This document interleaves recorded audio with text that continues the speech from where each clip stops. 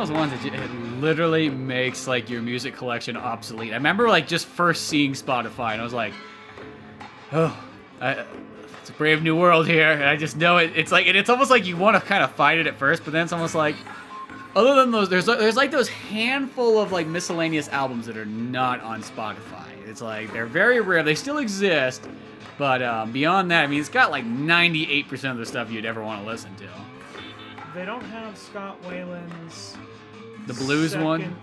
No, they got that one. They don't got Scott Weiland's second solo album. They got his Christmas album on there. They don't got his solo album, the double disc one that was exclusively at Best Buy for a little while.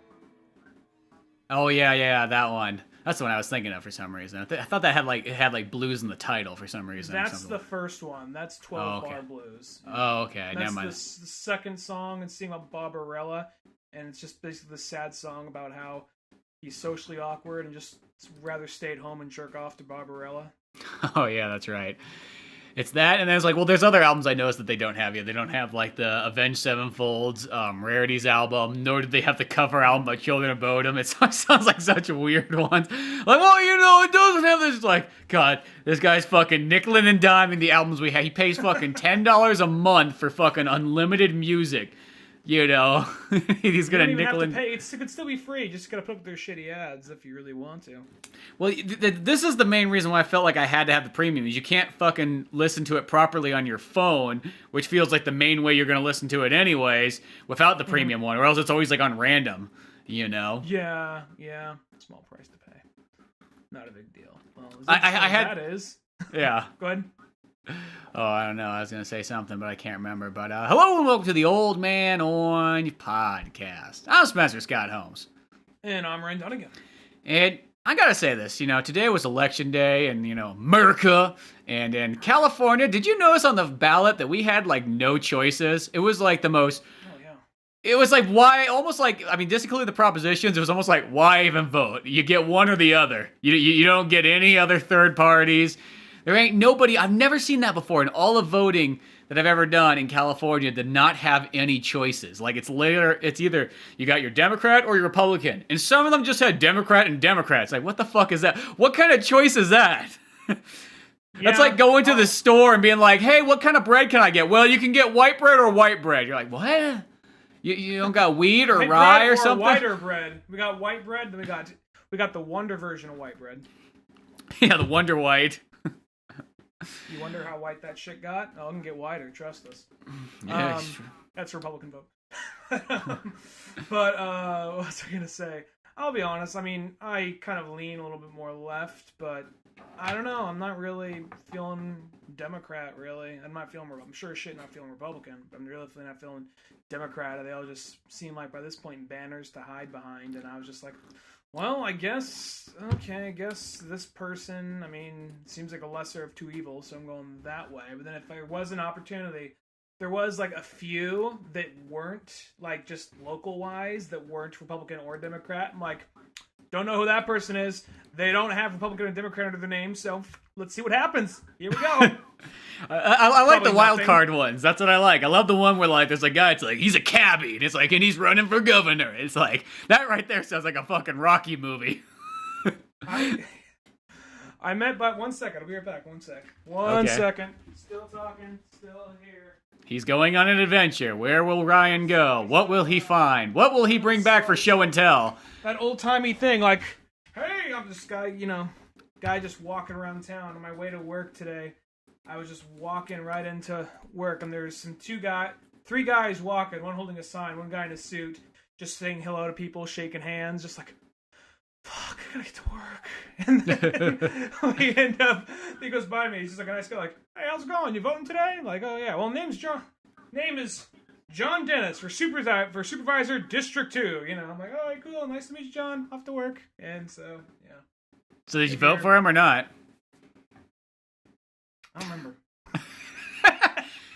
Did he give you something for free? Because, like, that really changes my vote. He gave me this flyer, so, Oh, a flyer, that's it? Shit, there was this Lori Sylvester lady for, like, the school board section. She gave me a fucking magnet calendar. I'm like, fuck yeah, she's getting my vote. Fuck it, if more people sent me free shit... just shit that's probably forgotten. Like, who's that? Like, you know, you could have like the whole town go to straight up Mad Max. Be like, yeah, well, she gave me this magnet. Can't get mad at her for that. Yeah, the sure. School superintendent managed to turn this whole place into Mad Max. I don't know. Yeah, exactly. I remember that there was another vote that was kind of like a tough one where I was all like, there's that guy Tom McClintock, and you always just hear about him. I'm like, yeah, but that guy told me that I had amazing video skills when I filmed one of his events, so I felt kind of biased. I'm like, well, he was a pretty nice fella, you know, he gave me a compliment on my video. Ain't nobody else gave me that. There you go. There you go. Yeah, you know. He's a man of the people. He's a man, you know. He was, so I don't know. He likes and subscribes. But it's so weird that, like, on the ballot, there was not even the fill in the blank section. They're just like, fuck that. You ain't writing your goddamn name on there. You want to put Mickey Mouse in there? Fuck you. You ain't getting that choice. That ain't your American decision anymore. I know SNL always kind of leans more left than right, obviously. Yeah. To the point where they're kind of like ridiculously biased about it. I mean, don't get me wrong. It's one of those things where they got some funny bits here and there, but there's like the whole thing when Trump won the election, and they had, even though I like Kate McKinnon, they had her dressed as Hillary singing Hallelujah, playing the piano as if like, such a great loss. We're all praying for Hillary. Just like, you didn't do nothing funny. You could have done something kind of like, yeah, we fucked up. We thought we saw it coming, but we fucked up. You could have done that, but you're all being like, oh yes, but we will prevail, like that kind of bullshit. So that was some bullshit. But they had one that was just about go out and vote, and you had this just like, hey Democrats, we really need this win right now. We're not nervous at all. We just really need this vote. And they just showed different people voting Democrat. Like, yeah, just please go out there and vote because, you know, we really need it. You know, just progressively people just like starting to shake and just kind of like, please vote. Like, I'll say this. I've heard this year's primaries, I've heard it way more than I have previous years. Maybe it's because just the state where the country's in. I don't know, but. What'd you hear? Well, go out and vote way more. I hear that. I hear people urging more so than I ever have before, people going out to vote. For the governors and so on like that. It's just More so weird. so In than California, it's just like, do you remember like when Arnold Schwarzenegger ran for governor? There was like literally like 25 fucking choices you could have had those years. Mm-hmm. You know what I mean? And now we got only 2. The weirdest thing to me was like, where's the Libertarian Party? Where's the Green Party? Where's, like, you know, the peace and freedom? Like, why the fuck is there not a single one of those guys on any of them? Like, any of them. There's not on any of them there. Like, where are these people at? It's one of those things where, I don't know. I went into it. That was like the one just third party's like, fuck it. You know what? All these years of you guys not giving us enough votes, fuck it, we're out of here. Where you guys going? Fuck it, we're going to space. See ya. You know, there are theories. I want to say Jimmy Dore, who I mostly like him. He seems a little too kind of crazy and extreme. And I'm not so much his policies, but he's kind of like one of those guys who's so well educated and so versed in politics that if you kind of present something, I don't know, if you kind of present it like he was talking about, like he was on Joe Rogan, and he was talking about like, because Henry Rollins was in before him, and he's talking about, you know, I heard Henry Rollins, it kind of made me a little sad what his response was about Putin. Like, what do you mean? Well, he's talking about how Putin's a bad guy.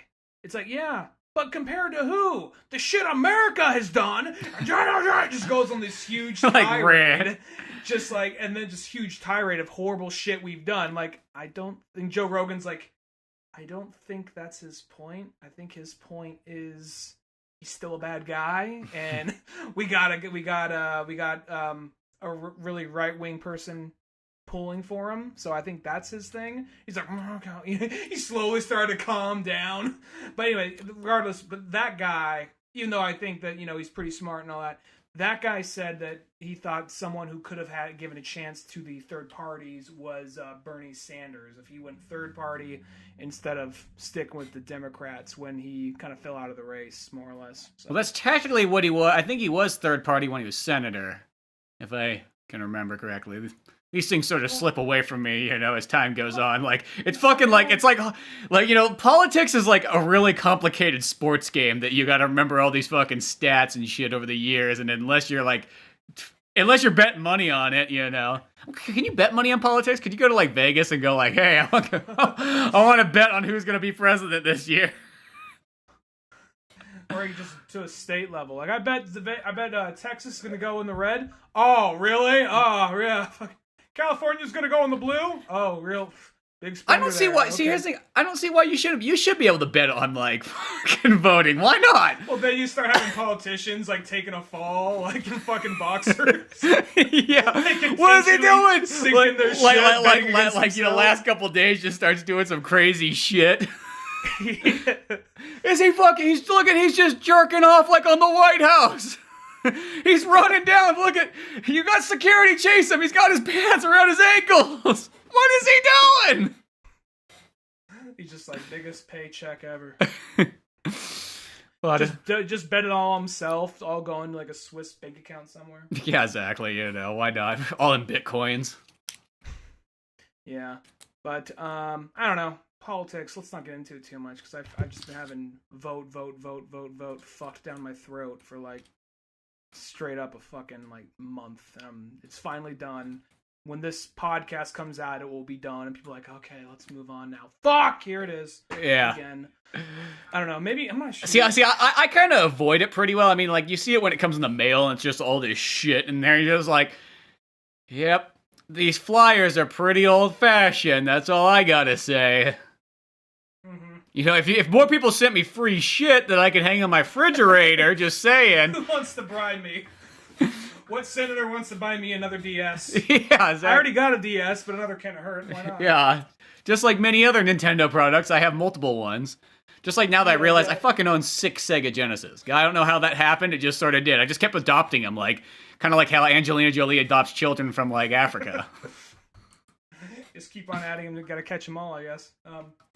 Got John Dennis here, just walking down the road, just be like, you voting today? Like, I don't know. Got a copy of Red Dead Redemption 2. You sucking dick today? I do. He's like, oh, jeez, like, another one. Oh, come on, let's go in the back alley. Let's get this over with. Sad thing is, what if that dude actually, because he got my first name, so what on the small chance this guy just, on very, very faint chance this guy hears it. I wasn't planning to go to dick sucking area, but if I got a copy of Red Dead Redemption 2, I do. Just for this very reason. Like, he's like, well, it's for my child's birthday. Well, you want that vote or not? Well, you know your kid's gonna vote for you no matter what you do, otherwise he's out of a helm. And you know he's not of age to vote, so it doesn't count. Yeah. Exactly. And besides, it's an M-rated game. How old's your son? Yeah, well, what kind of fucking senator are you? He's 17. Oh, well, still. Yeah. 17, like, well, yeah, well, what's he fucking still doing?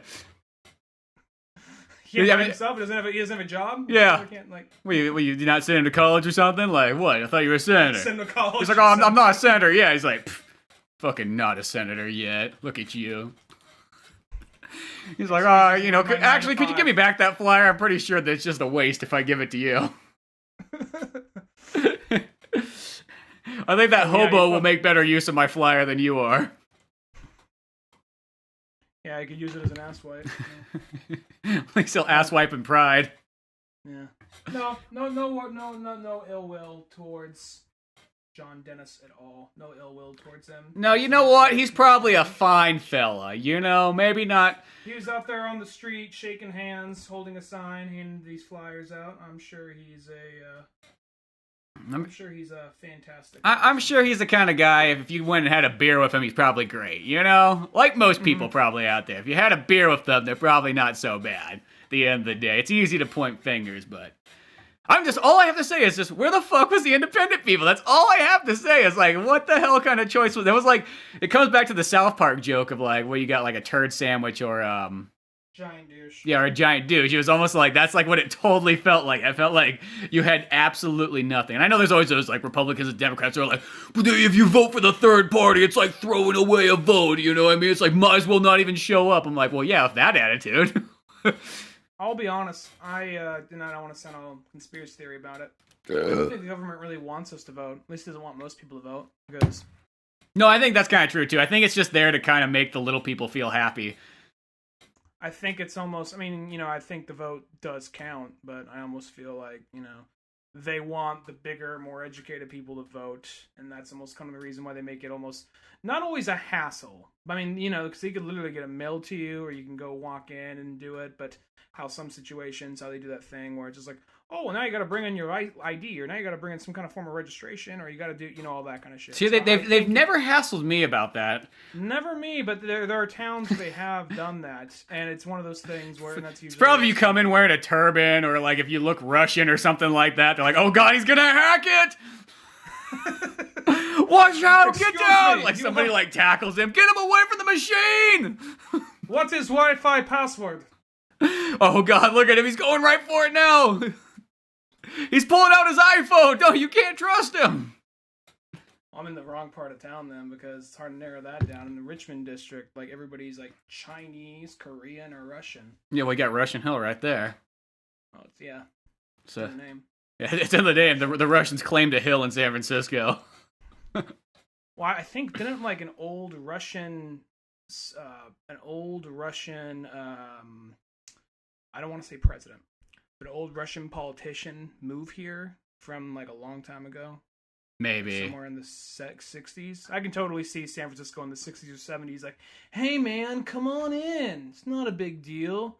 You know, the guy, they shit in the park, but you know, it's like nature. Shit's good, like part of nature. Well, those time periods, people probably Fertilized. weren't shit in the park yet. Oh, 60s, 70s. Well, I okay, guarantee 60s, someone 70s. shit. Okay, I was thinking pre-60s, 50s and back when San Francisco was good and golden. Back when the dirty beatniks hadn't showed up yet. Playing their fucking bongo drums, drinking their fucking lattes. You can down like a fucking shot. It's just kind of weird to think, you know, at one point in time, San Francisco was just like, it's as Wild West as you fucking get out here. It's a cowboy's fucking dream. You ride a horse in and it's the greatest thing ever, to turning into being like the most like exact opposite of like all those cowboys and ranchers and all that stuff and gold miners and everything. It's just like completely the 100% Once all those different. gold miners got fucking rich and invested, they threw out their fucking like, you know, their fucking like jammies with the ass flap and went and got themselves a 3-piece suit. Even though most of those ones were they're more like the guys who made other businesses for the gold miners, you know, like Levi's and so on like that. To just be like, you know, this gold thing's pretty much like a crapshoot. But you know what they all need is fucking pants with those ass flaps on them. Because, you know, when you're a gold miner and it gets kind of late at night and you haven't found any gold and you're kind of hopped up on whiskey and the only thing next to you is old Bob with his ass flap. You know, and if he sleeps on his back, well, you know, the word is he has a tender mouth, but only one way to find out, right? I mean, it's 1860s, you know, it ain't gay. He lost his arm into a rock the other day. I mean, he only has one arm. It's easy to hold that other arm down. Yeah, exactly. So, you know, it's just one of those things. Just, you know. You know, he's, you know, old river rape, you know. Not really a crime at that time period. It was more just one of those, you know, a late night adventure. At least for one person. At least for one person. One person might have got gold. Somebody had gold fever.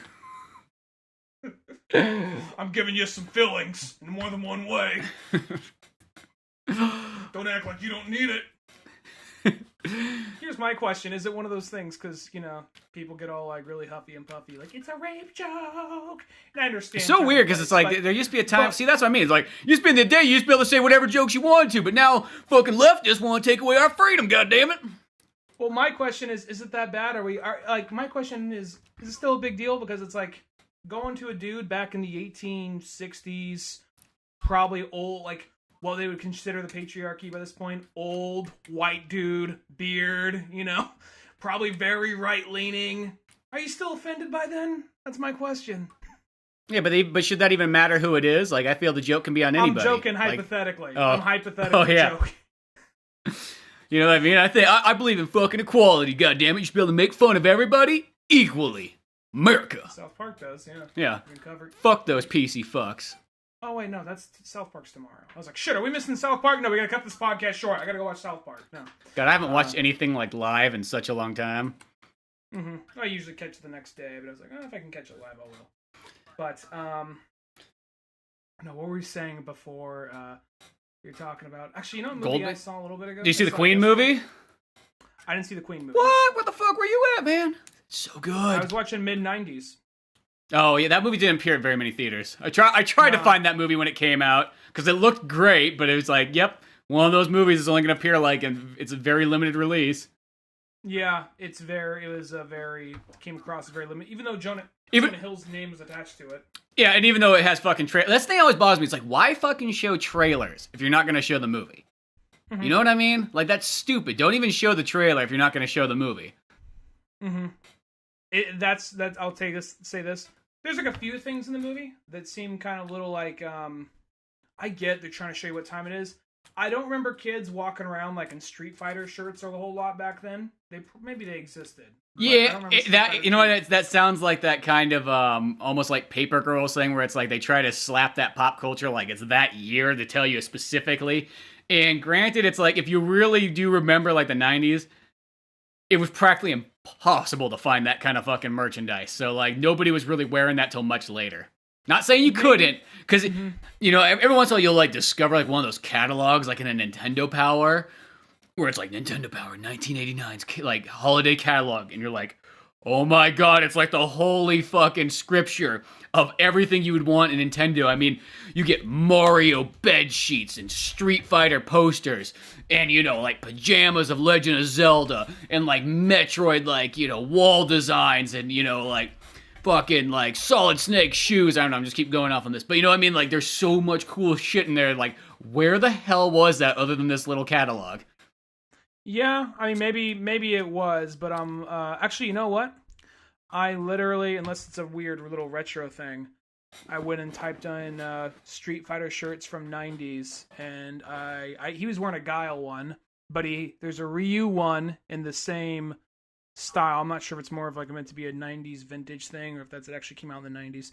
But anyway, regardless of that though, the movie felt very, very accurate to the 90s, down to like, you know, faggot being every other word, just about. Good, that's good. You know what? I feel like it's good to have this stuff being brought back. It sounds weird. Everybody's trying to take it away, and I think we just got to bring back the freedom of like, when words could be said and it just didn't mean nearly as much. Because that's the thing, is by taking away the power of, or by trying to like hide these words in fucking boxes like people are trying to do nowadays with all these different words, it makes them way worse than they really are. When they're just said commonly, like an Italian guy in a fucking 70s movie, they don't have that power. They're just fucking words, and that's all they are. It doesn't mean anything, and I think that needs to come back. So good, Jonah Hill's bringing back freedom. Well, I saw, like, sitting in the theater, I saw, like, you know, because there's, like, you know, most people my age and older in there, but there's a couple, like, few younger people in there. And the first few times they say it, I see this young couple in front of me. Squirming. Kind of squirming. They look to each other and look back at the screen, like, can they say that? It was one of those things, and I'm not like, yeah, that's it, say it again, say it again! But it's one of those things like, oh no, I could totally see that. I remember hearing that conversation, you know? Yeah, exactly. Like, the way these kids, they're like a bunch of, because it's just like this really shy, without going too much into it, it's this really shy 13, 12-year-old kid maybe, who wants to learn how to skate, and he starts hanging out with all these guys. They're kind of like delinquents, they're all a little older. He's probably the youngest, but they're all older than him, and there's like one kid maybe just a little bit older than him that's kind of friends with them, and he's kind of his gateway in there. And he starts hanging out with these kids and starts to kind of get to be friends with them and starts to kind of like connect with them more, and they're all kind of what I like about it is a lot of times when they make these kind of movies, it's kind of like one or the other, where his friends he's hanging out with, to some degree, they're not good role models, but at the exact same time, they're also the best friends he's ever had. So the kid starts drinking, fucking around, starts even, you know, he's like a little 13-year-old kid chugging like a thing of Malt 45 liquor at some point. So he's one of those hardcore 13-year-olds. Oh, yeah, like, but then, you know, his mom, though, but then at the same time, though, his mom's like, I don't want you hanging out with these kids, but with it kind of, I won't say how it ends or what happens, but the movie does a good job of presenting it in a way like, okay, It's something in the middle where it's like, okay, these guys aren't bad or horrible people, but they're not the best influence. So it's about making that middle to, or them having their own story happening in the process. One kid, I think his name was Riley. He's the black kid in the trailer. Riley is fucking that's a 90s name. Everybody knew a Riley, not a couple of them. Very 90s. Shit, He's the 90s passed, and I haven't heard the name Riley in a long time. He's the black kid in the trailer, and he's the one who's like the most determined. Like he still hangs out with these guys. He drinks and parties a little bit, but he's more about like taking skating seriously and getting out of the hood. He's like the Stacy Peralta of the movie. Yeah, more or less. Now, what city does that movie take place in? Los Angeles. Okay, I didn't know if it was Los Angeles or they're gonna throw like a curveball at you and be like, oh, it's actually at this like. Because I didn't know where fucking Jonah Hill's from. Like, I didn't know if it's gonna be like, oh, it's Philadelphia, or it's like, it's Yuma, Arizona, or you never know.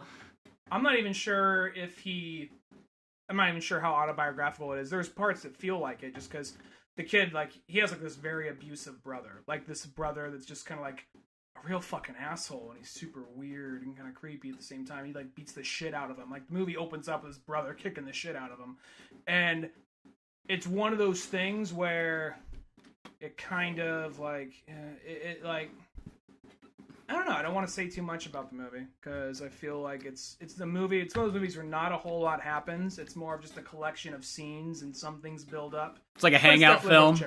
It's a hangout movie, and there's a couple of There's a couple of parts where like here's where the big shit happens. Beyond that, it's just kind of these guys hanging out, and it's very much in the vein of like. I'll say this: It has a lot of cringeworthy moments, and not cringe and like, oh, that is so cheesy or that is so bad, but like socially awkward cringy, where you see or hear someone say something like, oh, fuck, don't do that, don't say that, don't, Yeah, just like, oh, he's just fucking good at like lead himself into something really dumb, you know what I mean? He's just like eating his own words as he speaks. Something to that effect. Yeah, I really wanted to see that movie because every single time I saw that trailer, I'm like, dude, that looks like my kind of fucking movie right there. It looks like Lords of Dogtown, but just like '90s style, fucking what it was like to grow up in California, sort of. Lords of Dogtown. I mean, I get it. They're trying to like make some money off that, but it was very much like. I like that movie a lot. I got on PSP UMD. Damn it. I liked it, but and I like the documentary it was based off of too. I imagine the documentary being more interesting, but it felt very kind of like. Maybe it's because there's the one kid. There's the one kid. Was that Stacy Peralta? No, Stacy Peralta's the one with the long blonde hair that actually makes success. Okay, well. Then there's the punk rock one. He's like, "Fuck it, man. I don't care about the skating tournament." Yeah, and he shaves his head and everything like that. And then there was Tony Alva. Which was he based off? Is Tony Alva his own guy, or yeah, they're all real skateboarders. Okay, well, the kid that played Stacy Brett or whatever his name is, Stacy Peralta. He looked like that kid just stood there like mouth open the whole time. We're Z-boys. We're family. It's like he looked like just confused. The part when Heath Ledger is coming at him like, hey man, so here's the next plan. And they're like. You didn't like me because I had a watch and I had to go to work. Are you talking about the fat kid that hangs out? No, he's not the fat kid. Not the cat. Okay. The kid who no, not the kid of cancer. No. There's the blonde kid who. I don't hate the character, but he's just like his girlfriend's like, "Come on, let's dance," and then he's all like, "No, why are we gonna dance? Oh, come on, it'll be fun." Like, I don't know. And then like, he literally has like that. Like he's like, if it wasn't for his good looks, he's just way too like socially awkward for these people. Good looks with his mouth hanging open half the time. Like, oh. Well, it's classic skateboarder because you know how skateboarders always seem to be like they have this amazing fucking skill at skateboarding, but really nothing else in life. We've all met those skateboarders before. I'm not saying everybody's a skateboarder like that, but you know what I mean? Like, we all met at some point in high school or elementary school, you met that kid that was so fucking good at skateboarding, but he was really, like, absolutely garbage at the rest of life. Yeah, well, that guy would be, like, one of those things where the girl's like, oh, cool, show me how to skate. Be like, okay, cool. You know, and then, like, also, or not even that, be like, all right, cool. I guess. Here's how you do, like, a kickflip. You want some malt liquor? Could, like, That's kind of what it's more like. And then, the guy like, even though he's a skateboarder, he couch surfs for a little while. But the Stacy Peralta actor, not the guy, but the actor was just like, oh, I don't know. That's just the best way I can think of. Just like, like I remember maybe because I just watched this recently. But what's clicking into mind is like, the Down syndrome kid from Making a Murderer. That's what's coming to mind right now. I'll have to throw that movie on again. It's been a while since I've seen it. I just remember him just being kind of like, just... I mean, I know I'm socially awkward, but this guy being a whole other level. I just remember it just being something to the level of, like, the girl wanting to dance or wanting to hang out or something, and he's already dating her. He's all like, oh, I don't know. Then Emile Hirsch comes in, dancing to some... Either it was Jimi Hendrix' Light Your Fire or a cover of it. I don't remember what. Yeah, it was the 70s.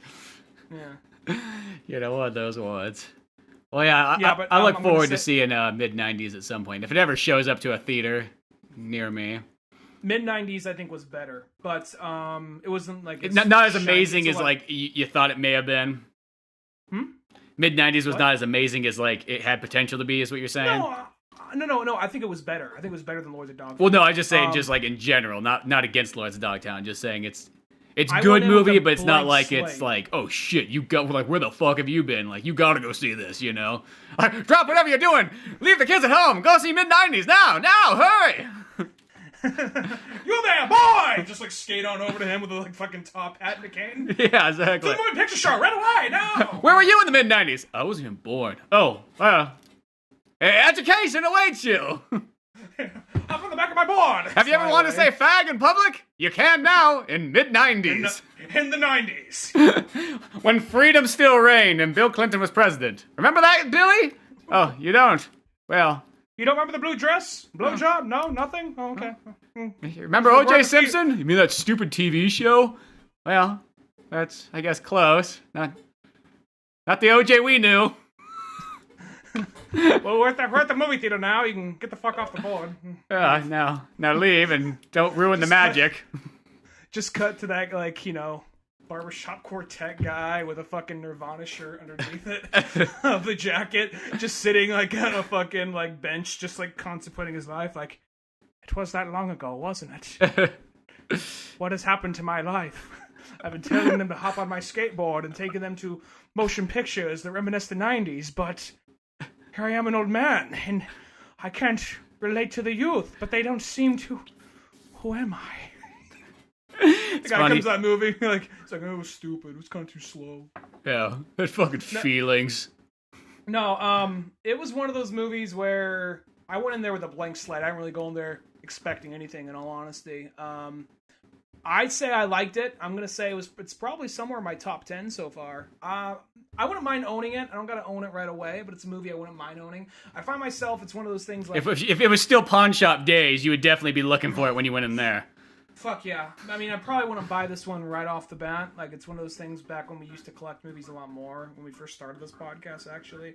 It would be one of those things, like, we had this really strict regimen, like, if the movie is on our scale a 2.5, that means it's worth owning. Like, oh fuck, Superman Returns is here.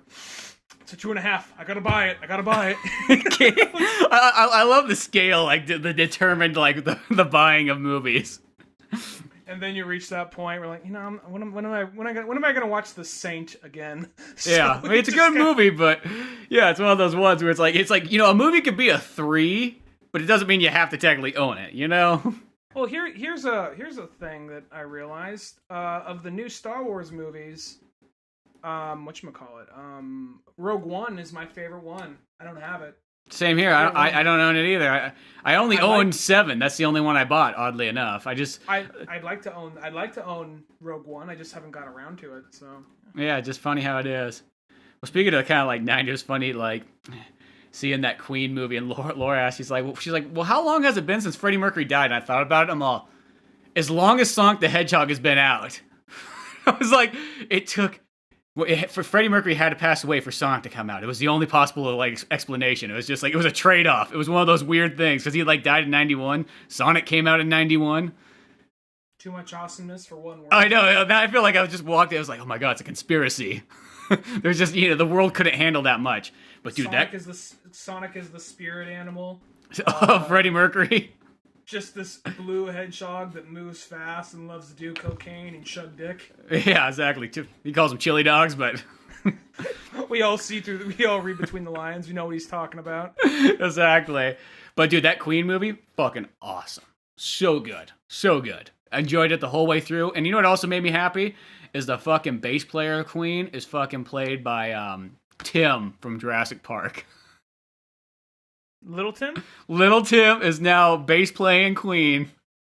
Look at Little Tim go. Look at him go, and he's got just the stupidest fucking hair in the movie, but that just makes it that much better. Does it look like a wig or some shit? Well, it's just like, I mean, like, granted, I guess the bass player always did. Maybe just one just didn't notice it, but it's just like, who the fuck is stylizing his hair? Like, Freddie Mercury looking good, fucking Brian May's hair is looking good, the drummer's looking great, like, and then he's just got this, like, I don't know, this, like, fucking, like, sideways, fro, white man thing going on that he just can't really explain. Like, it just looks kind of like, almost like if he got, like, electrocuted by Pikachu and just kind of left it like that. He's just like, you know what, I think it's very fitting for the time. We'll just see what happens. He's like, I'm trying to be a trendsetter here. I saw David Bowie was setting trends. Maybe I could do it.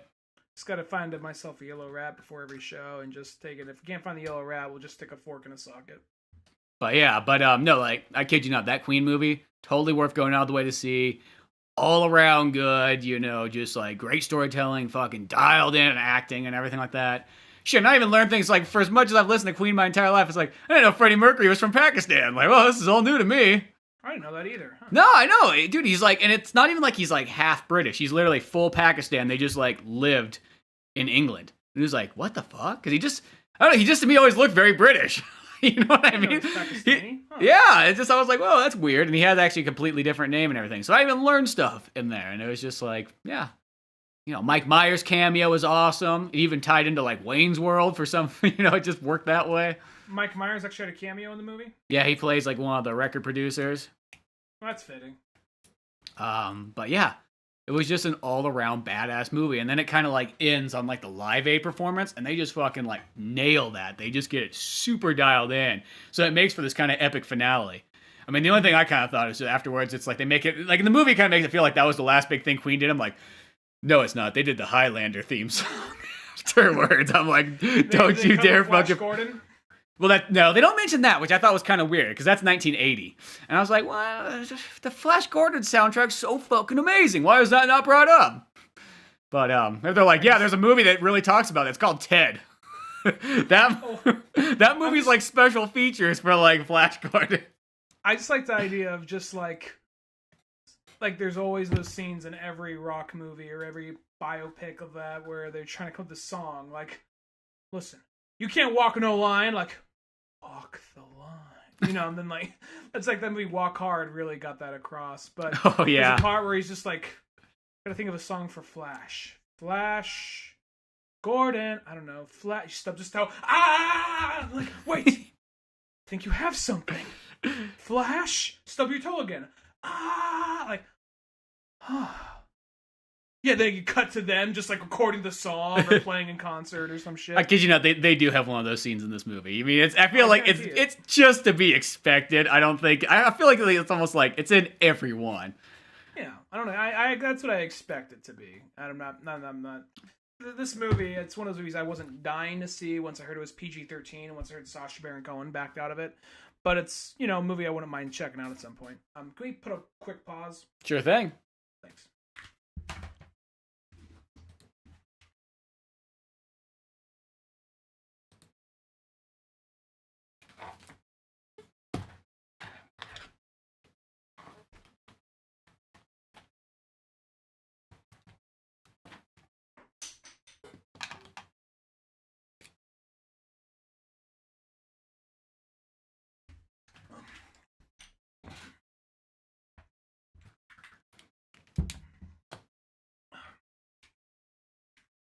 Sorry, I was getting super thirsty. No worries. But yeah, when you get a chance, though, make sure you see that Queen movie, especially in theaters. Not one to miss in cinemas. I feel like just like any of those kind of rock movies or biopics on musicians, like seeing in the theater experience makes such a big difference because, you just get the sound and it's like you're at a concert, and that just in itself is just cool. Yeah. Well, it's one I'll put on the list and check out, And it also made me learn that, like, everybody, if you have a mustache in a Queen movie, you obviously must be gay, because everybody had a mustache. It's just like, oh, guess what? That guy's gay. The mustache got him. Like, I don't know what it was. That's the secret handshake. It was. It was just like, or it's either that or like if you didn't know you were gay and then you did become gay, you grew a mustache. I guess it's no different than like almost like correctional officers and everything like that. You just got to get the mustache. It just kind of comes with the job. Like, you go fill up an application. Next thing you know, it's like, you got the job. It's like, oh! And then boom. Comes forming in. Yeah, exactly. You're like, Either demands authority or cock, one or the other. Yeah, it becomes the dick duster. Dick duster. But there's even a great line where like Freddie Mercury goes, he's like, how do I look or whatever and stuff. He's like, and it's like the part where like he cuts his hair off. He's got the mustache, and I think it's either maybe it might be Tim from Jurassic Park, but he's like, but I think it's the drummer that actually says, he's like, well, you look much gayer.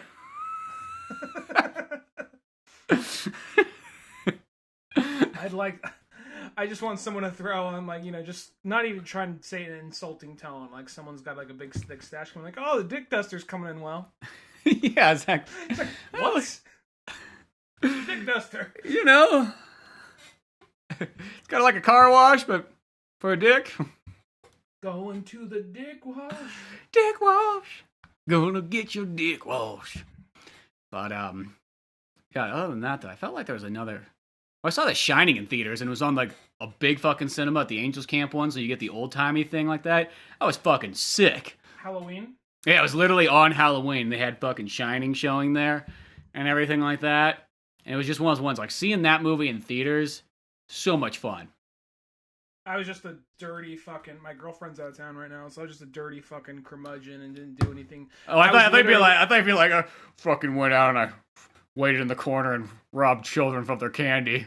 And then I ran it back to my house and just laid there with all this chocolate and gooey candy sitting on my chest and ate it in front of the TV. Rubbed it in front of me. Rubbed it all over me. Oh. Yeah. Well, wearing a GIMP mask, of course. Only way to do it. It has little zippers. So you can unzip it and still feed yourself. So if you want to feel punishment, but you still want... If you want to feel punishment and shame, but you're still hungry, so... No, I was just a dirty fucking curmudgeon and just didn't go out or do anything for Halloween. I just kind of sat at home, worked on this script for this thing I've been working on for a while. So hopefully you'll be hear about it soon in the podcast. Can't say when exactly, but was working on a project for this thing actually. So we'll see how that turns out. But well, that's I didn't do anything either. That was all. I went to the movie theater, and I would have went there no matter whatever day it came out. I would have went there. Like on it just happened to be Halloween. I think that's something. Go see a retro horror movie down at the cool theater like Angels Camp. That's definitely something to do on Halloween. Yeah. But, I mean, as I said, if it was any other day, I would have still done it, too. I just happened to fall on that day. I don't know. It's one of those ones when you hate to say it, but once you sort of get kind of older, like, it's not that there's anything wrong with Halloween, but, like, just the appeal of it kind of does kind of dwindle. It's one of those ones. It's just, you could remember being 10 years old, and it was like, oh, fucking God, it's Halloween. You know what I mean? But, as a 10-year-old, like, you don't really have a job yet because America took away that right of yours. So now you have to look really forward to like holidays and shit to get like your paid due diligence. Well, when you have to work the next day, and there's those people there's a lot of this shit where if Halloween's on a weekday, they have some kind of Halloween party on the weekend. And that's blasphemy. You know what I mean? Do you fucking celebrate Christmas not on Christmas? Do people celebrate Thanksgiving on a completely different day? It's like, what the fuck? Why does Halloween just get to like, I just celebrate it whenever I fucking feel like it? It's fucking bullshit. I feel like it's a holiday, goddammit. It's America. You keep it locked in.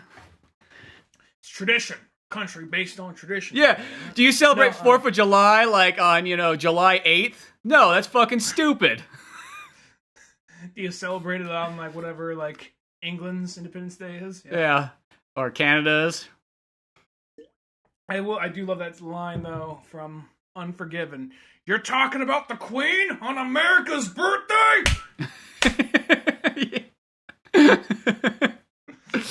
Oh, that's awesome. But no, it's like I always think it's so stupid when people do those Halloween parties on Saturday. I'm like, no, fuck that shit. Like, That's what most people do now. That's it's what most so people our age weird. do. And I just what I don't like that. it just feels so fake. It feels like I'm lying to myself. You know what I mean? Like I might as well just like take away all my beliefs. I'm gonna celebrate a holiday on the wrong fucking day. I don't like. I think we may have talked about this before. What I really don't like about Halloween is, I mean, I get if someone doesn't want to go all out with a crazy looking costume, but I'm annoyed. Like, okay, somebody wants to go out for Halloween, but they don't want to put a lot of effort into it. It's like, all right, throw on a mask or whatever, and something else maybe. What annoys the fuck out of me though, because it's always some douchebag. There's like, I remember this one year it was actually back at Lake Tulloch, back when I was like Wes was putting on one of those event things, and we weren't taking pictures or anything for an event, but we were just there hanging out, and it was just like a bunch. There's like some total fucking just. Keep in mind when I say this, scrawny ass white kid in a flat bill monster hat. We all know what I'm talking about here. Wearing a shirt a few sizes too big for him. Kind of has a little bit of a scruff coming in. Just kinda can't stand up straight. Kind of slouches. Yeah. This motherfucker, I fucking hate this person. This is the only time I've ever seen him, but I fucking hate this person. He was wearing a fucking Cookie Monster shirt, and he just painted his face blue poorly. And that was his Halloween costume. I'm like, fuck this guy. Fuck him, and fuck everything this motherfucker represents. I fucking hate this. And he's sitting there with like a fucking Coors Light, like, whatever, it's my costume. Well, maybe because the guy also came off as kind of a creep because he was hitting on some of like my friends, he was hitting on some of my friends who are in the area in a very creepy kind of way, so maybe that added to it. But the fact that just everything else about this guy, I was just like, fuck this guy and everything this cocksucker represents. God damn it. Just, I don't know. I get if somebody just, they just got off work and they want to throw on something quick. Part of me gets that, but another part of me, when I see like when I see someone showing up to a Halloween party and all they have is like a Batman Snuggie, like, this counts! It's like, I mean, like, it's one of those ones, like, I guess you can't expect everybody to either, like, make their own homemade one or spend a ridiculous amount of money on something. It's like a catch-22, but, like, I don't know what it is. It's at the same time, it's just might as well not come out. You know what I mean? If you're not gonna dress the part, might as well. You know what? It's like going to a fancy restaurant and being that guy who's not fucking dressed up. You're the guy who comes in with, like, a raggedy stained shirt, hat on, and everything like that. And it's like, this is not the place. The whole point of coming to this fancy restaurant is to look presentable, and that's what it is. It's like, I'm not gonna, in a Who Farted t-shirt. Yeah, exactly, and stuff. And then when like the waiter's like, "Oh, so do you?" Socks. Yeah, and then when the waiter's all like, "So, do you mind removing your hat?" It's like, "Fuck you, man. Bring me out my what do you got here on the menu that's good?" Just that kind of guy. The 5-finger death punch hat always stays on. Yeah, I haven't taken it off since they started as a band. They'll have to break up before I take this hat off. I shower with this hat on. All right, just keep it on then. Fuck. Yeah, it's probably best you don't. No one wants that. Yeah. It'd be like an aquarium if he takes that off.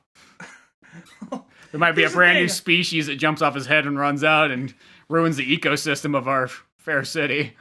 Some xenomorph made out of just hair, just tumbling across the ground. Yeah, exactly. It's like, it's not even at that point where it's like the point where it's that little like white little puppet thing with its arms. Yeah, like the one from like Spaceballs even. No, but like what was I gonna say? Here's the thing. The half-ass lazy costume. When you're a working adult, I get it. But at the same time, and it's something that's wrong with me, because who am I? I didn't even go and do anything for Halloween, so I'm not that's because you were a responsible adult, because you knew you didn't have a costume, so you weren't going to do anything. I didn't come prepared, I didn't earn it, I didn't work for it, so staying at home. Well, no, I guess it's one of those things when you just have, like, oh, you know what? I'm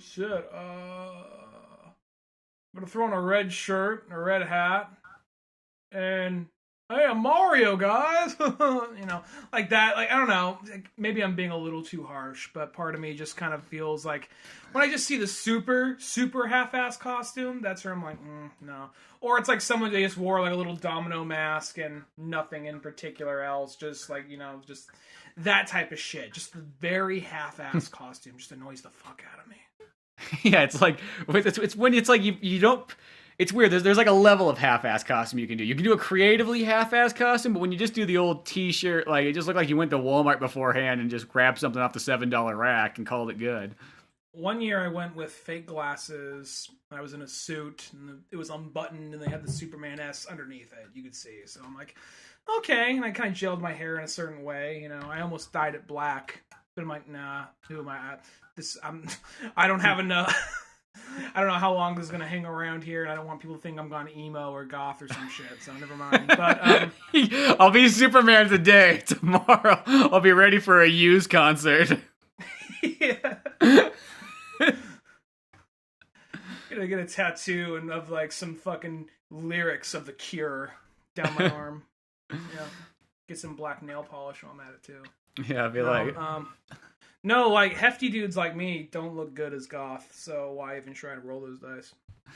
Yeah, you always would see that one kind of hefty kid trying to pull off, like, skinny jeans, and it was just an odd look. Why, dude? Because it has this, like, teeter-totter, like, kind of, like, thing where, like, all of a sudden it looks like they're walking around, like, on stilts. Like, way more totter than teeter, I'm going to say that. Yeah, definitely. Well, they started to almost look like a cartoon character when they draw, like, big guys where, like, they're all big in the upper body, and then they got these little teeny legs holding them up, and it's just odd. Well, it's like, I don't know. Well, it's just weird, because here's the thing about the fucking, you know, gather around, children. I'm about to tell you tales of 2006 through 2009. A very strange time. No, there's this period where it was this weird thing. Like you said, pants were super fucking skinny, but then they still have the sagging. They still have the. They're still keeping like the 90s, like, you know, like gangster rap going as well sag, too. but the pants were super. The ankles were tight as fuck, tighter than they should have been for most people. And then like they'd also have the pants sag, so they still have their fucking box. They could show off their Kingdom Hearts boxers or whatever the fuck. That's 2006. Yeah. And they always, you know, we always talk about this. They have the emo cum shot on it, which was just for some reason there was like a lot of like, you know, screamo bands would just have some kind of like ink splotch on it. It would usually be white or dark blue, maybe like a faded purple. Yeah. And we just called it the emo cum splotch. Yeah, just like, and it'd just be like, you know, maybe on your like chest, maybe going over your shoulder, sometimes just right on the back or something, and like it was a drive-by. Got him. Yeah, exactly. So weird, because I haven't seen a shirt like that in so long. I think because they had too many people making fun of it. I'm not sure if it was one of those things like, look, it's meant to be like he just got done cutting his wrist, so blood sprayed across, but we don't want it to scare people off, so their parents don't buy it for him, so let's make it purple. Well, that's kind of how emo felt like it always had that safeguard. Like, it was almost like, because, you know, like, you know, in the 90s, just like, fuck it, man, your kid's gonna get into heavy metal, gonna get himself a beer and get himself into a concert. His shirt's gonna say, fuck you across it, you know what I mean? But then emo was like, whoa, there's parents involved. We gotta, like, still sell shit now. You know, like, they felt like they knew the business model. They're like, we're gonna work around this. We're gonna give them something edgy, but still safe. And the parents won't know what they're getting, really.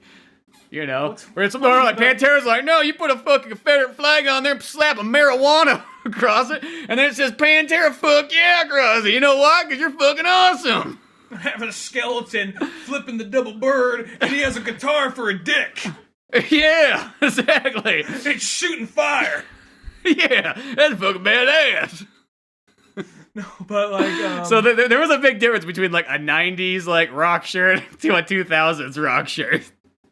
Well, the thing is, I remember there's like a story on on emo, like a news, like a 6 o'clock news story that just had me dying laughing. Emo, all the rage with the children right now, and your kids might be involved. It's the situation where kids start to they dress up like goth children, but on top of that, they deal with a lot of lyrics that involve suicide and cutting.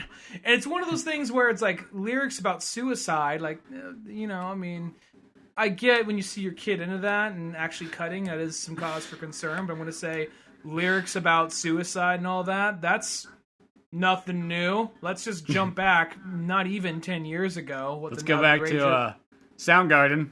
Like grunge, yeah. Like grunge had a lot of shit about suicide. So it's one of those things, and then it's just like, and then it's just like, also, frequent, like, just showed, like, you know, like, this is the thing.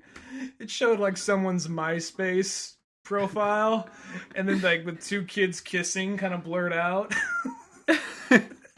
Well, that was the other thing, too, is like, it had, you know, where boys will get together and drink wine until they get so hammered they will start making out with each other. Yeah, wine coolers. That way they get while the girls flavored. watch. The girl's like, that's hot. It's so hot. He's showing his feminine side. He's so mysterious. I remember one time I was having a drink with my dad and I was explaining emo to him. It's already a funny story. You're laughing because you know my dad, but just imagine to give people an idea. Very lightly, the orange is lightly. He's not orange skinned like Donald Trump or some shit, but the orange on our logo is kind of lightly, sort of based off my dad, the way he looks. So, the name came first, the drawing came second, and then just like, you know, it looks kind of like your dad. It kind of does. It wasn't even intentional, but just kind of. Yeah. So, all right. So imagine a human version of that, not in a wheelchair. talking to like, you know, saying, trying to explain that to what emo is. Like, are you fucking serious? That's what they fucking do? People still like that shit? You haven't fucking done it, have you? Like, no, Dad, I fucking done it. I love that the dad reaction. People still like that shit? Like, it's always so much surprise in there. Like, well, it's like one of those things. I remember one time, it was like in high school, he walked by my room for a second, he saw us playing Mario Sunshine. Like, Mario's still around? Like, yeah. I was like, fuck. He's got he drinks a beer, keeps going. Thought he was over this shit. He still likes the Mario bullshit. Well, because like the thing is, I think this is why you don't see any emo right now. Emo's in that weird, like, you know, there's always that middle stage when, you know, of like a generation where like it's just like almost like the non-cool era of it, and where it sort of fades away. You know, it happens to everything. 80s, you know, 90s, and so on. Like right now, we're starting to get into like the resurgence of the 90s is starting to become the new one. You know, we spent like a whole lot of time in the 80s kind of resurgent, you know, for like the last like 10 plus years, but now 90s seems to be the one. Give it in about 10 more years or so, when emo's fucking old, so weird saying that, it's gonna be like the resurgence gonna come, like, you know, it's gonna be like, oh, My Chemical Romance is getting back together for like, you know, on their 5th anniversary tour. Here's my question. Other than My Chemical Romance, how many kind of stayed around and really had a big long career? Well, this is the thing, though, is I feel like it's going to be kind of like, because people always say that, like, that was like with hair metal, you know what I mean? It's like, well, you know, there's Motley Crue, but other than that, who the fuck stayed around, you know? And then it's like, you kind of dig them up. It's like, well, here's Rat, here's, you know, here's Tesla, here's, you know, Def Leppard, here's this and that. I feel like, given, like, the time, you know, you're going to have these bands, like, let's say when they come for their 20th anniversary, you're going to see My Chemical Romance. Maybe the Used will get back together. You know, you'll see Bullet for My Valentine, who's still kind of going. I know they're kind of in the more metal section, but whatever. But with a name like Bullet for My Valentine, you know you're partially emo. You just can't escape that. Can't know, you know, those pants are too tight to come off. Yeah, exactly. You know what I mean? Like, you're going to start seeing those kind of other bands like having that kind of comeback. I think there will be that resurgence, because it'll be like, hey guys, you know, there'd be a call, be like, I know we're 45 years old and we haven't talked to each other since we were 24 and, you know, making out with wine coolers, but I hear emo's coming back. You guys want to get the band back together? I hear there's some money involved. Well, that was like, I remember like Good Charlotte, when like I fucking went to Comic-Con, and the Good Charlotte guitar player, when he was there, and, you know, he draws for like Ninja Turtles or some shit nowadays, and he had his booth, and there was nobody at this. I don't think anybody even knew who the fuck he was except for me. I was like, oh, hey dude, what's up? And he's like sitting there, he's like, oh, hey, and he's got like his kid there and everything like that. And I got a picture from him. There was a Batgirl and Gwen Stacy one, and I have that on my wall. I was like, fuck yeah, I'll get one of those from you. But it was just like, I watched this guy's booth all weekend long, and there was like barely anybody showing up. And you know that he's like, remember all the teenage girls used to just be screaming our names day in, day out, everywhere we went? Yeah, they all had lip rings. They all had the striped shirts. They all had usually either very, very black hair or very, very bright blonde hair that was blinding if you looked at it directly. Yeah, it was beyond platinum. He's like, yeah, I miss. And he just looked like a regular guy. He was like wearing like a fucking baseball cap. He just looked like a dad. That's what he looked like. He was like, he didn't look like those. He didn't look like the cartoon pictures I used to see of him in like Guitar World. Maybe it's one of those things where it's just like, you know, it's maybe Good Charlotte, different audience in the comic crowd, so people really weren't there looking for the Good Charlotte guy. Well, oddly enough, though, comics I feel like has been like kind of like that's where emo sort of went, you know, because that's like same thing with like Gerard Way and everything like that. They just kind of gravitate towards comics. I saw a picture of, Gerard Way's always been a comic book guy if you hear him in interviews, but because now he's running a division of DC, he's running Young Animal, and he writes some of the books for it. Mm-hmm. He's writing Doom Patrol. If there's a picture of him, and I'm just like, it kind of, you know, you're used to seeing this slender guy in this button-up shirt, maybe have one of those loose-fitting ties, and then, you know, the skinny jeans, emo pants, and all that, and then just seeing him kind of like, we had like the paint like across like his eyes, like the black. Yeah, now seeing him like, I'm not a rock star anymore. He's just wearing a baseball cap, fucking hoodie, looks about 20 pounds heavier, jeans, just kind of like, yeah, so Young Animal, like, oh gee, he has like a neck beard and everything, like you. I'm like, he killed that slender little like sad boy inside of him. He ate him. It's just one of those ones, like, the emo looks, it's a hard one, like, it's interesting to see, like, when there's going to be one of those guys who tries to pull it off when they're, like, 50 years old, and they're going to come out and be, like, all, waving out all feminine-like and pure shaved and looking like they're fucking 19 with wrinkles, or something like that. Somebody's going to try to do it, but I feel like a lot of them are going to come out and it's just going to be, like, all these, like, overweight guys that look like they just got off of, like, a fucking, like, ska concert, and just be like, okay, guys, hey, ladies, you guys ready to hear some emo tonight? One, still hit those high notes. Two. Hold on, let me get my Kingdom Hearts cooler. Okay, I think I can do this, guy. I don't know, it's going to be an interesting set, because I feel like some genres, like 70s rock, like that still kind of works. Like, it seems like the older you get, you could still carry that 70s rock look, and it still is, like, fine. I don't know what it is. It, like, almost ages with you sort of nicely. It almost feels like, well, you see somebody dressed, like, in the 70s, it's like, oh, he just looks like an old man now. It works. And even, like, the 80s kind of seem to, like, fade in nicely, but it's, like, especially, grunge rock worked really well, because, flannels never go out of style.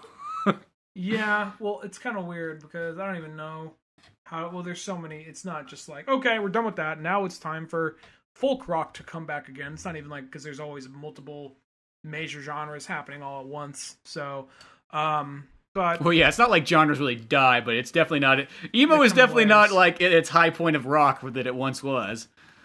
Oh, rock isn't even as popular as it once was. Now it's usually more just like DJ and pop shit now, and hip hop mostly. I mean, we used to look long enough, you could find some good rock bands out there. Like we were talking about Cage the Elephant earlier, but I mean, rock and roll isn't really. Well, yeah, rock and the pop culture. I mean, there's thousands of great rock bands out there. It's just they're all underground, pretty much. Yeah. I mean, my favorite rock band right now kind of falls sort of into the folk category, Deer Tick, and they were actually playing here at Outside Lands a few weeks ago, and went to go see them with Wes. They're literally can't complain. It was one of those things. I'm not sure if I talked about it here on the show, but it was one of those things where. Hardly Strictly Blues Festival is this thing where just a bunch of random blues and folk bands, and then some random other bands show up. It's a free festival. People can go. And I felt bad because I was like, I'm seeing my favorite band. And I'm not complaining because it's all worth it. But there's some shit just like, I shouldn't be complaining because I'm not paying anything to see one of my favorite bands right now. But these motherfuckers keep walking over our blanket. These motherfuckers. I'll say this. Oh, it was one of those goddamn fucking hippie concerts, because I hate those ones so much. There's a few too many, dirty old dudes in Grateful Dead t-shirts waving their arms in the air. interpretive dance bullshit. You know, many of those. God, it was like there was one time in San Francisco I saw like it was at the Love Fest, so they had free concert. Which, granted, I gotta see Jefferson Starship and Wavy Gravy, which was cool. But beyond that, it was like these fucking hippies were out, and I mean, like, granted, I know it's their genre. That's like going to a My Chemical Romance concert, going, "You fucking emo kids." I mean, I know that's like what I'm literally saying, but like, I don't know. I guess when you get kind of used, get out and watch the show. You get used to like metal concerts, and it sounds so weird. There's a lot more like dignity in metal concerts. I mean, nobody's really like the greatest looking fella there, but at the end of the day, they're all fucking friendly and they're all generally helpful. I mean, excluding that one drunk asshole. That's with anybody. But beyond that, for the most part, 95% of them are great. So you get to these ones, it's just like these hippies are just out there, and they're just like sprawled out, like where like there clearly could be like way more people sitting there. They're just taking up room, and it's like, got my blanket out here. I'm just gonna lay here naked with my dick just like flowing out, just in the wind, Wavy Gravy style. And it's just like, what the fuck is going on here? Like, this is terrible. And people trying to hand drugs out, and it's like, you gotta like slap them and be like, get the fuck out of here. You dare give me your dirty hippie drugs, you know? I feel like Cartman, like when I'm fucking... You marijuana passing heathens? Yeah. Oh, and they're not handing out the marijuana. They're handing out, like, the LSD and all that kind of stuff. It's like, you get the fuck away from me. Don't you get... I feel like almost like I need to put my Ted Nugent t-shirt on so these fucking hippies can get away from me. You know? All wide-eyed. Yeah, exactly. Scare some of them. Make that one face he does on that one album cover. Yeah, exactly. No, but like it was like one of those things where it was a... I'm not going to complain because it was a free show to a band I love. I had to put up with some other bands before that just kind of like standard bluegrass shit, which is, it's not bad, you know. I played some Deer Tick for you at an event the other day. You played some Deer Tick? I did. They're the people that are like, oh, we want some indie music for background stuff. I'm like, well, guess what? I'm going to look to see if there's some Deer Tick on here. And I whipped that up on there and threw it on the loudspeaker and said, yeah, there you go. I didn't even think you liked Deer Tick. Well, they're actually not too bad. That folk music's not really my... It's weird. I like folk metal. And I like old, like, 70s folk if it's like fucking like Jim Croce or John Denver or something like that. But for some reason, the modern one, I'm a little bit iffy. Some of them are, like, Deer Tick's actually not bad. But there's some of the other ones I just think like Mumford & Sons and things like that just kind of remind me like... Just reminds me like I want to go out and just like start punching people with like fucking Pantera playing. I don't know what it is. It just gives me that feeling of like fucking people in the Bay Area that you just fucking hate and you just want to fucking... I don't know. Just like they... People in the Bay Area, they're very narrowing it down there. Just like you feel like... Well, it has that feeling, because you guys get people like, hey man, I work at Apple. Hey man, I work at Google. Hey man, my life is like a robot. No one can see this weird like shoulder shrug you're doing. You know what I'm talking about. You know all those fucking surrounding ass towns that nobody ever talks about around the Bay Area that just have like all the like fucking androids that live there?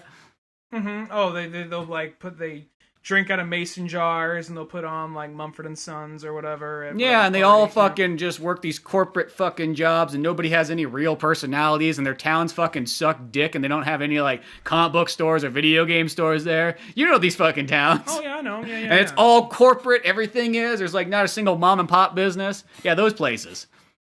We just got back from Tahiti. It was amazing. They roll their eyes up as they say it. Yeah, and then they drive off in their Prius. Mm-hmm. Yeah, I know that. No, but and then like when like me or you walk by there, they just like start handing you your fucking towels. Like they're like, oh, here you go, busboy. It's like what? I literally one time, I was back when I used to work my bike job. There was like a Whole Foods across the street, so I found myself going to Whole Foods a lot just because it was literally right across the street. So for lunch or whatever.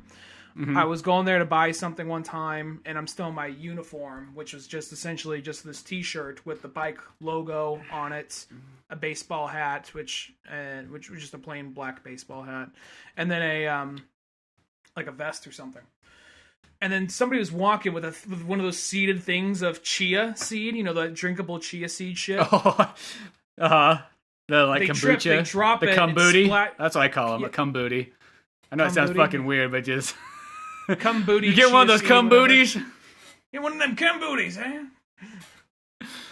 Well, no, they dropped it and splattered everywhere. They just paused. They kind of look at me. I'm like, I don't fucking work here. Like, oh, okay. It's like they just saw the vest and saw some dirty bearded heathen. They're just like, He looks like a member of the lower class. And they were just walking through the store drinking this?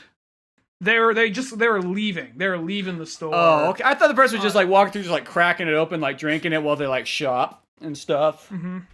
Like, I'll pay for it on my way out. No. They were leaving. They stumbled and they dropped the thing. They're just looking at me like, I don't fucking work here. That reminds me like when we were in high school at one time, and it was like, I know this is like has nothing to do with probably anybody's gonna care, but there was just a bunch of us, and we're like in fucking like Safeway or something back in the day, or when it was back in the day, it was called Pack and Slave, and I just remember like I don't know what it was like me and you, and then there's a couple other people just causing havoc with us or whatnot, and then there was this lady. Or I think one of the guys was trying to get us out of here. He was like, all right, you kids get it fucking out of here. You're not buying anything. Get the fuck out of Pack and Slave. And I'm like, whatever, man. We're fucking 16. Fuck you, man. We have a license. We can do whatever we want. Freedom. And I remember this lady dropped, like, I think what we were doing, we were sitting in the fucking, like, chairs that were, like, you know, like, beach chairs that were just out there like a bunch of asshole kids. Like, things that, like, when you're at that age, you don't think anything of it, but when you're an adult, you're like, God, it's fucking like... I think I was the one guy, like, hey, guys, let's not... They're working. Let's get them out. Let's leave them alone. I think not to make myself seem like the like shining little angel, but because I wasn't. But I think at that time I was like, hey guys, let's just. You were the Kyle of the South Park group. I was I was very much the character in your comic. Like, guys, I don't know about this. Yeah. Well, I was very like somebody was like throwing a fucking Nerf football across like the eye, like, you know, everything that like bad like teenagers would do. And I remember like we get if it was like in '94, we would have been skateboarding through the aisles. Yeah, but it was like 2004, so it was more just like let's just fucking do weird shit. But I remember like we get up, we're like, okay, man, we'll fucking leave. And there's this lady had this like ginormous fucking jar of like, I don't know, like cherries or some kind of like pickled fruit. And she drops it and it just goes, shatters fucking everywhere. And there's just like cherries and whatnot just galore. And I remember just Brandon, like, as the guy's trying to shuffle us out, he looks at like, I think you should clean that up right now. You just tell this fucking like 26-year-old's like, probably wasn't even, we're like a 36-year-old's like, fucking, if it wasn't fucking at Pack and Slave, I'd fucking whoop your ass right now. And we were probably all dressed like that. We were probably all dressed like hillbillies too at that point too, because there was like a phase where we decide like we're making movies, and we just like decided like, dude, let's just dress as hillbilly as fuck, and it really threw people off when we did that. And just go into public, because you guys would do this shit. You and Brandon, I've been hanging out with you, but I wouldn't like commit to it. You and Brandon, like Brandon went in with like a red flannel with no sleeves, unbuttoned. Yeah, he cut and it was one of those like the flannel. It was one of those thick flannels too, like the ones that are like the puffy ones. Yeah. So it had like stuffing kind of coming out of it too. Straw hat, and he just tucked like a pipe in like the little like. And no shirt too. I think it was a flannel with no shirt underneath. And I think he also had like flip flops and just like, you know, shorts you could like tighten with a string you tied. Well, so yeah, I don't know if we went that far with the pants section, but because I remember doing that, and then I also remember like dressing up in suits, and boy, did that fucking cause controversy for places. Oh, I joined in on the suits one, yeah. I remember like we did the thing too. I remember first like somebody asked like, "Oh, so how was church?" Oh. Well, that's not what the look we were going for. Well, what happened was we all just got done watching Reservoir Dogs. So I just thought, time. It's like, let's go out to get some pizza, but let's dress up for it. We'll only use, it was so fucking stupid. Like, we'll only use code names too. So we're like, we're not going to do Mr. Blonde and Mr. Orange. We got to pick names different for the movie. And I was like... Mr. Tangerine, I think, wasn't it? I was Mr. Tangerine. I don't remember what everyone else was. I want to say we had, like... Kyle was Mr... I want to say Kyle was Mr. Gray. You may have been Mr. Black. Cass was... Mr. Pink. Purple. No, I think it was Purple. Purple, we yeah. We weren't going to the movie. Oh, that's right. And I was Mr. Tangerine. And then I was like... Guys, I gotta go to the ATM. Cover me. So I went over to the ATM, and the three of you just stood around with your arms in front of yourselves, like as if you're protecting, as if you're guarding me as I'm going to the ATM. Like the president or something. They were going into like fucking Pizza Factory. And there's a guy there like, yeah, can I get a large Hawaiian and a large pepperoni? He's there with this kid, and as soon as we walk in, he's like, can I get that to go, actually? Yeah, that guy just kind of turned, looked back, and like, he probably wanted to eat it there nice and fresh and hot and warm. And he's like, fuck it, not worth it. And then we go to the counter. We all say, we like discuss. We just like, let's just try and make this awkward for everybody. So we just like, you guys know what you want? Yeah, give us a second. We walk back. We just stand in a circle. Like, we talk very lowly. My favorite part too is I decided afterwards, like, let's go to the fuck casino next. No. Before that, then I go up there. She's like, "What's it under?" I'm like, "We can't use our names, can we? No, we agreed upon this." Like, Mr. Tangerine. And she just like try not to laugh. She's like, "Okay." Oh. Then we go to the casino. And I love when we do this thing. We're like, dude, we're gonna really throw off the fucking casino. So we go in like the center of the casino, and then we get in like this powwow, like we're having a conversation, and then we all split off and go completely different directions. No, we're all walking in. We're walking in a single file line, and you see security guards like. Thinking back, this was kind of dangerous, possibly, because these guys might even be fucking armed for all we know. Casino is kind of shady, so these couple of fucking dumb kids just totally tempting fate. But like, we all walk in, single file line. What the fuck are these kids doing in these fucking suits, just walking the line? That's where you said, yeah, we get in a circle, then all different directions, and we just kind of like, keep in mind, we're all wearing sunglasses. Oh yeah, we're all wearing sunglasses too, so that made it look really fucking shady. So then, we're just watching these guys suddenly, just like, there's originally like two guys kind of following us, and they start like, fuck! Like, you see them doing the little earpiece thing, walk in, like, I'm on this one. Just, just like, agree to meet over at, like, fucking Cass's car when we're done. Yeah, exactly. We all went out different exits and so on. It's just so funny that, like, it's amazing. Like, a suit that used to be just a total normal thing.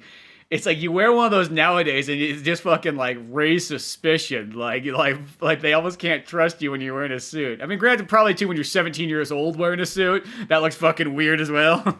Well, alright, consider this. Times now. That was then.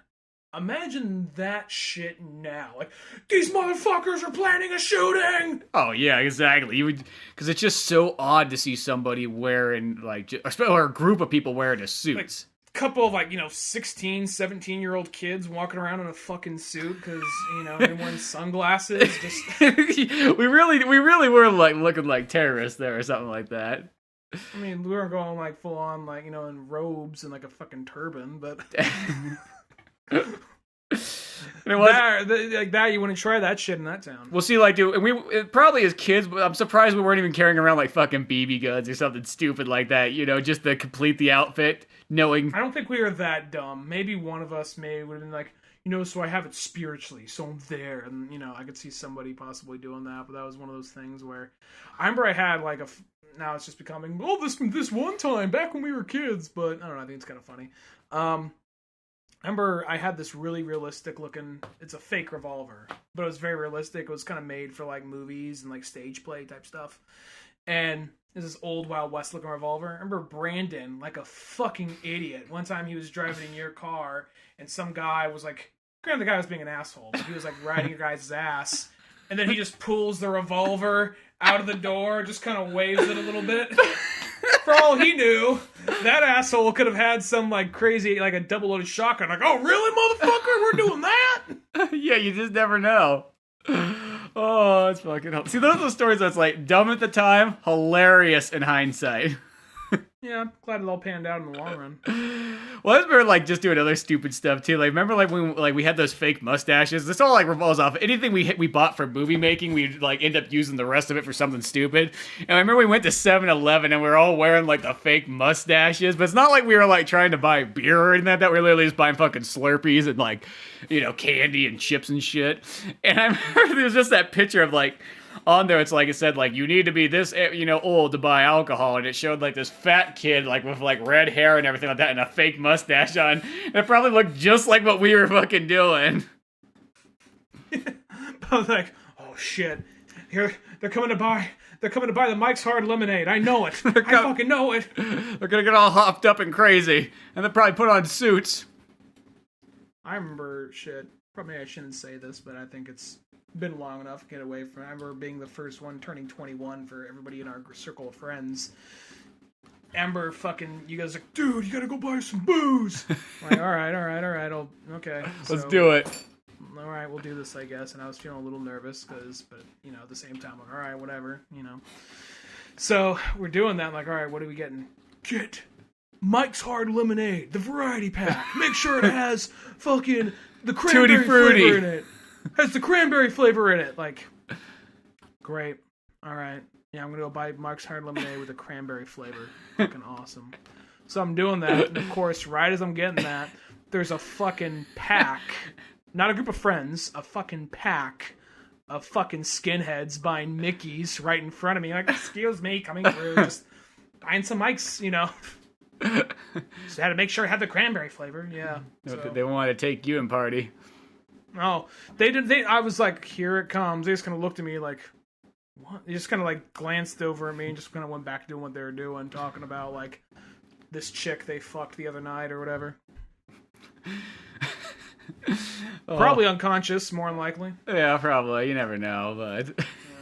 I remember like everybody was trying to hit you up. There'd be like people like fucking 7-Eleven like parking lot like, yo, Ryan, man, you're 21, right? You think you get... I became the guy they were going to for a while. I mean, that's among our circle of He's friends. like, I got $4. You think you could go in there and get me something? Give me a tall boy? No, I want to be the guy who was. I didn't become the drink mule, but I did like a few times by There's one time where I remember buying porn for like a friend of I was like the first one to turn 18 of our circle of friends. All right, yo, Ryan.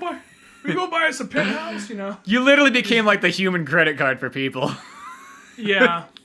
It's just like that boy's I like, should have charged interest, but no, I was raised a good Christian boy, so I didn't. Actually, no, I wasn't. But I was raised with freedom in mind. It was initially raised Christian, like fuck that shit, going this way. Oh, but I feel like there's something to be said. Like every once in a while, you ever get that feeling? I know this kind of comes from Halloween. We talk about like, you know what, man, fucking old man, don't even fucking dress up anymore. Now it's all the time we're talking about like, remember just randomly dressing up? And I think there's something special about dressing up on a day that has no fucking significance. Like just like literally out of the blue. I mean, granted, this is back in the day when you just had, when you were a kid and you just had freedom because you didn't realize that time was of the essence. Well, I remember going back, this is when you and Brandon were still in your phase of just dressing up like fucking hillbillies. And fucking like jumping vehicles. This is before Duck Dynasty was popular too, before that shit was even known. So you guys just like, hey man, let's we were trendsetters. Like that's really what we were. Let's dress up like a bunch of inbred hillbillies. Why? I don't know.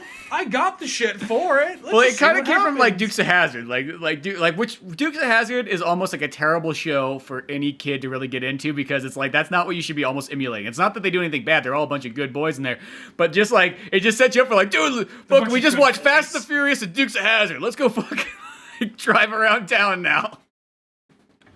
Well, no, the Dukes boys, yeah, sure, they're kind of hicks, but at the same time, they're usually like wearing like just country boys flannels and jeans, flannels and jeans that were tucked in. Yeah, not full on like fucking straw hats with a fucking pipe, wearing like a fucking like boat club shirt from 1982. Well, yeah, because my outfit was like I had like the Western vest on over like I think I just had like some goofy collared shirt, and then I had the propane hat on if I put my hair like in a mullet, and I tucked my shirt in too just to make it feel like even more like that with a big old belt buckle. Well, since we're already going down memory lane, that's what this episode's turn into. Might as well just embrace it. I remember this is back when you guys were doing that shit. And I'm not gonna lie, when you know this, but when I was younger, I was easily baited into being angry. You could usually take something you knew that pissed me off, and then egg me on, and be like, motherfucker, fuck you, it was just very easy to do back when I was younger. And I remember I got done working at my job, and I was working at the restaurant. I had a long day. I worked like a double shift. It was just a very long fucking day. And then, like, I'm about to go home. And then, like, you and Brandon roll in. Just hear the fucking Dukes of Hazzard theme start playing. Just roll in like a couple of sister fucking hicks. And just like, dude, come on, let's all go to fucking Marie's, which is like this little like Denny or Perco's or whatever, like this little Denny's kind of rip-off place. Oh, Perco's, yeah. And then, like, you know, when, like, our friend Ashley was there too. Her handle was Helium for some god unknown reason, because we all had to have handles like the Dukes of Hazzard as well too. But I think you guys gave her that. She didn't pick it. No, she didn't pick it. Brandon picked that, and I never to this day remember exactly why that was. She had a high pitched voice. Helium. Just called her Helium. But anyway, so I'm just like, let me just stop at home and get changed before we're gonna go do this. Like, no, dude, we just go. I'm like, I'm covered in fucking food. I look like shit. I'm wearing these torn up jeans. Like, dude, let's just go. I'm like, fuck it. All right, we'll go. And then something happens. Like, you were like fucking giving me shit because you were talking about my job and you were saying something. Look, I'm not saying that, but I'm saying our old history teacher said a monkey can do your fucking job. Like, no monkey can do my fucking job. I'm lifting up fucking kegs. I'm making fucking food. I'm cleaning the fucking kitchen. And no, I'm not saying that. I'm not saying I said that. I'm just saying what I learned in school today. This teacher, our fucking history teacher, said this shit. Well, that guy can go fuck himself. Because I doubt that motherfucker ever lifted a fucking keg. I doubt he ever worked in a fucking kitchen. I doubt he ever he was ever cleaning this thing up by himself till 2:30 in the fucking morning. I don't give a fuck. It just kind of escalated to that. Like, I wasn't yelling it, but you could probably hear me two down. At this point, Brandon, like, there's probably that same guy who was getting his food. He's like, can I get this to go? They found me. They're not as well dressed now, though. Got that At least one. they found a girl. And anyway, as I'm saying this shit, Brandon's like, I gotta use the bathroom. And he goes around the corner, and then, like, this motherfucker, and then also they come by, happy birthday. Just bringing in a fucking birthday cake. And he's just like, our friend here said you had a bad day. So, you had to work a double shift on your birthday. So here, this is on the house for you. And I'm just like... And they just come on out. Oh, it just like top that moment off, just like as pissed as fucking can be. Just like shut the fuck up. Just like, it's just like, thank you. I say to the ladies, like, thank you. Like, not even smiling, just like trying to force a smile, but like I forgot how. Yeah, it's all over. Just that's it. It's all gone. Like, thank you. I just look at Brandon. I'm gonna call him motherfucker. I just look at Brandon like, you motherfucker. It was just good times. There's something to be said about when you got that extra bit of freedom in your day. Like, see, that's the thing. Is like nowadays, I just cannot imagine just having like free time like that. Like, free fucking time. Well, I guess it's one of those things where when you're younger, it's just, I don't know. There's not. I mean, here's this thing. I feel like when people talk about when you're young, you have all this freedom, and then when you get older, you have all this freedom. And I think I think it's kind of more of a trade-off. I think when you're younger, you have more freedom in some ways, because I don't think, like, okay, what? I mean, as long as no one gets hurt at the end of the day, you can do some stupid, silly shit like that. You do that as an adult now, though. You know, it's like that. I don't know. That could probably stop you from getting hired at a fucking job now. Just like, I mean, maybe, you know, it's like maybe it's also a small town, but that'd be like weird. Like, all right, you hear what they were doing the other day? They're just dressing in suits and just walking around the fucking casino like a bunch of fucking creeps. But when you're like a couple of, like, you know, 16, 17-year-old kids in the fucking, you know, in, like, you know, some little redneck town with nothing going on. It's like, and it can be any town. It really doesn't matter what town it is. Right, you know what I mean, though. You know what I mean, though. You know what I mean. I'm just trying to paint a picture to give people an image, more or less, of the kind of the setting and all that. I love Sonora, but it's one of those things where when not really a whole lot to happen, not really a whole lot to do, and, you know, it's just kind of very blue collar, minimum wage kind of town for a lot of cases. Just fuck around with shit, and fuck around with people, but in a non-harmful way, you know. And that was just, thinking back on it, yeah, it's funny, and I'm kind of glad we did it, but it's one of those things, like, there's a time you can do it. You can't do that shit now. Well, because I don't know what it is. It's like once you get to a certain, like, age, you get, like, the weird feeling, like, where it's like, oh, it feels kind of fucking weird if we went out and did that, like. Well, there's certain things, if I did now, I would feel weird about doing, just because I'm like, you know, I mean, I'll go out and drink and to a bar and hang out with some friends every so often, but I don't feel like I don't feel like going out and like getting smashed or getting fucked up like crazy or anything like that. Like maybe I would have when I was in my early 20s. Like I'll be honest, I didn't drink a whole lot in my early 20s. I drank more in like my mid 20s. Mm-hmm. Well, it's like, because I remember being kids too. It's like, it's funny. It's just being at like that age where like where a lot of people always have like, you watch movies and so on like that, and you almost bring it up with like mid 90s. It's like always seems like so many people like in their like teenage years just like, oh, I just got hammered the whole time, that's all I ever did, where it makes like our group of friends look like a bunch of fucking like straight edge to like people. It's like, what'd you guys do on the fucking weekend? Well, we did 7-Eleven runs, we dressed up in suits, nobody got high or drank. Like, We still had some fun. We still did some weird shit. Like, well, we just more did like really weird shit to the point where I remember like even like Kyle's dad. Kyle as in Pizza Boys. Kyle. I remember his dad was all like, he's like, Kyle goes out with Jake or whatever. It's like, well, they're gonna go up and drink on the hill. Okay, I know. Kyle goes out with Spencer. I don't know what the fuck they're gonna do because he's gonna think of something really creative. It's like I don't even know when they're coming back or what they're coming back in. Well, it's like, you even talked about, like, when we were on Painted Black's podcast, you talked about the time when you just, like, found, like, a fucking, like, part of, like, a sink, just hitched it to the back of the car, just drove it down the road. It was a cast iron stove that we attached to the back. Cast iron stove. That we probably was sitting there for, like, 75 fucking years until we unearthed it. We're just dragging the thing around like a fucking vault, like the fucking vault at the end of Fast 5. It was literally just like that. That was exactly what it was like. But we once again, God, it makes me feel like such a hipster when I say that. It's like, yeah, but we were doing it before Fast. We bit Vin Diesel and The Rock to it. Yeah. And I think that's the thing though. It's like when you don't drink or you don't do drugs, you start doing fucking weird shit. You're almost maybe more dangerous. Because you start fucking reenacting movies and shit. You reenact movies, you go put on suits, you order birthday cake. Some fucking reason. You jump fucking vehicles and shit.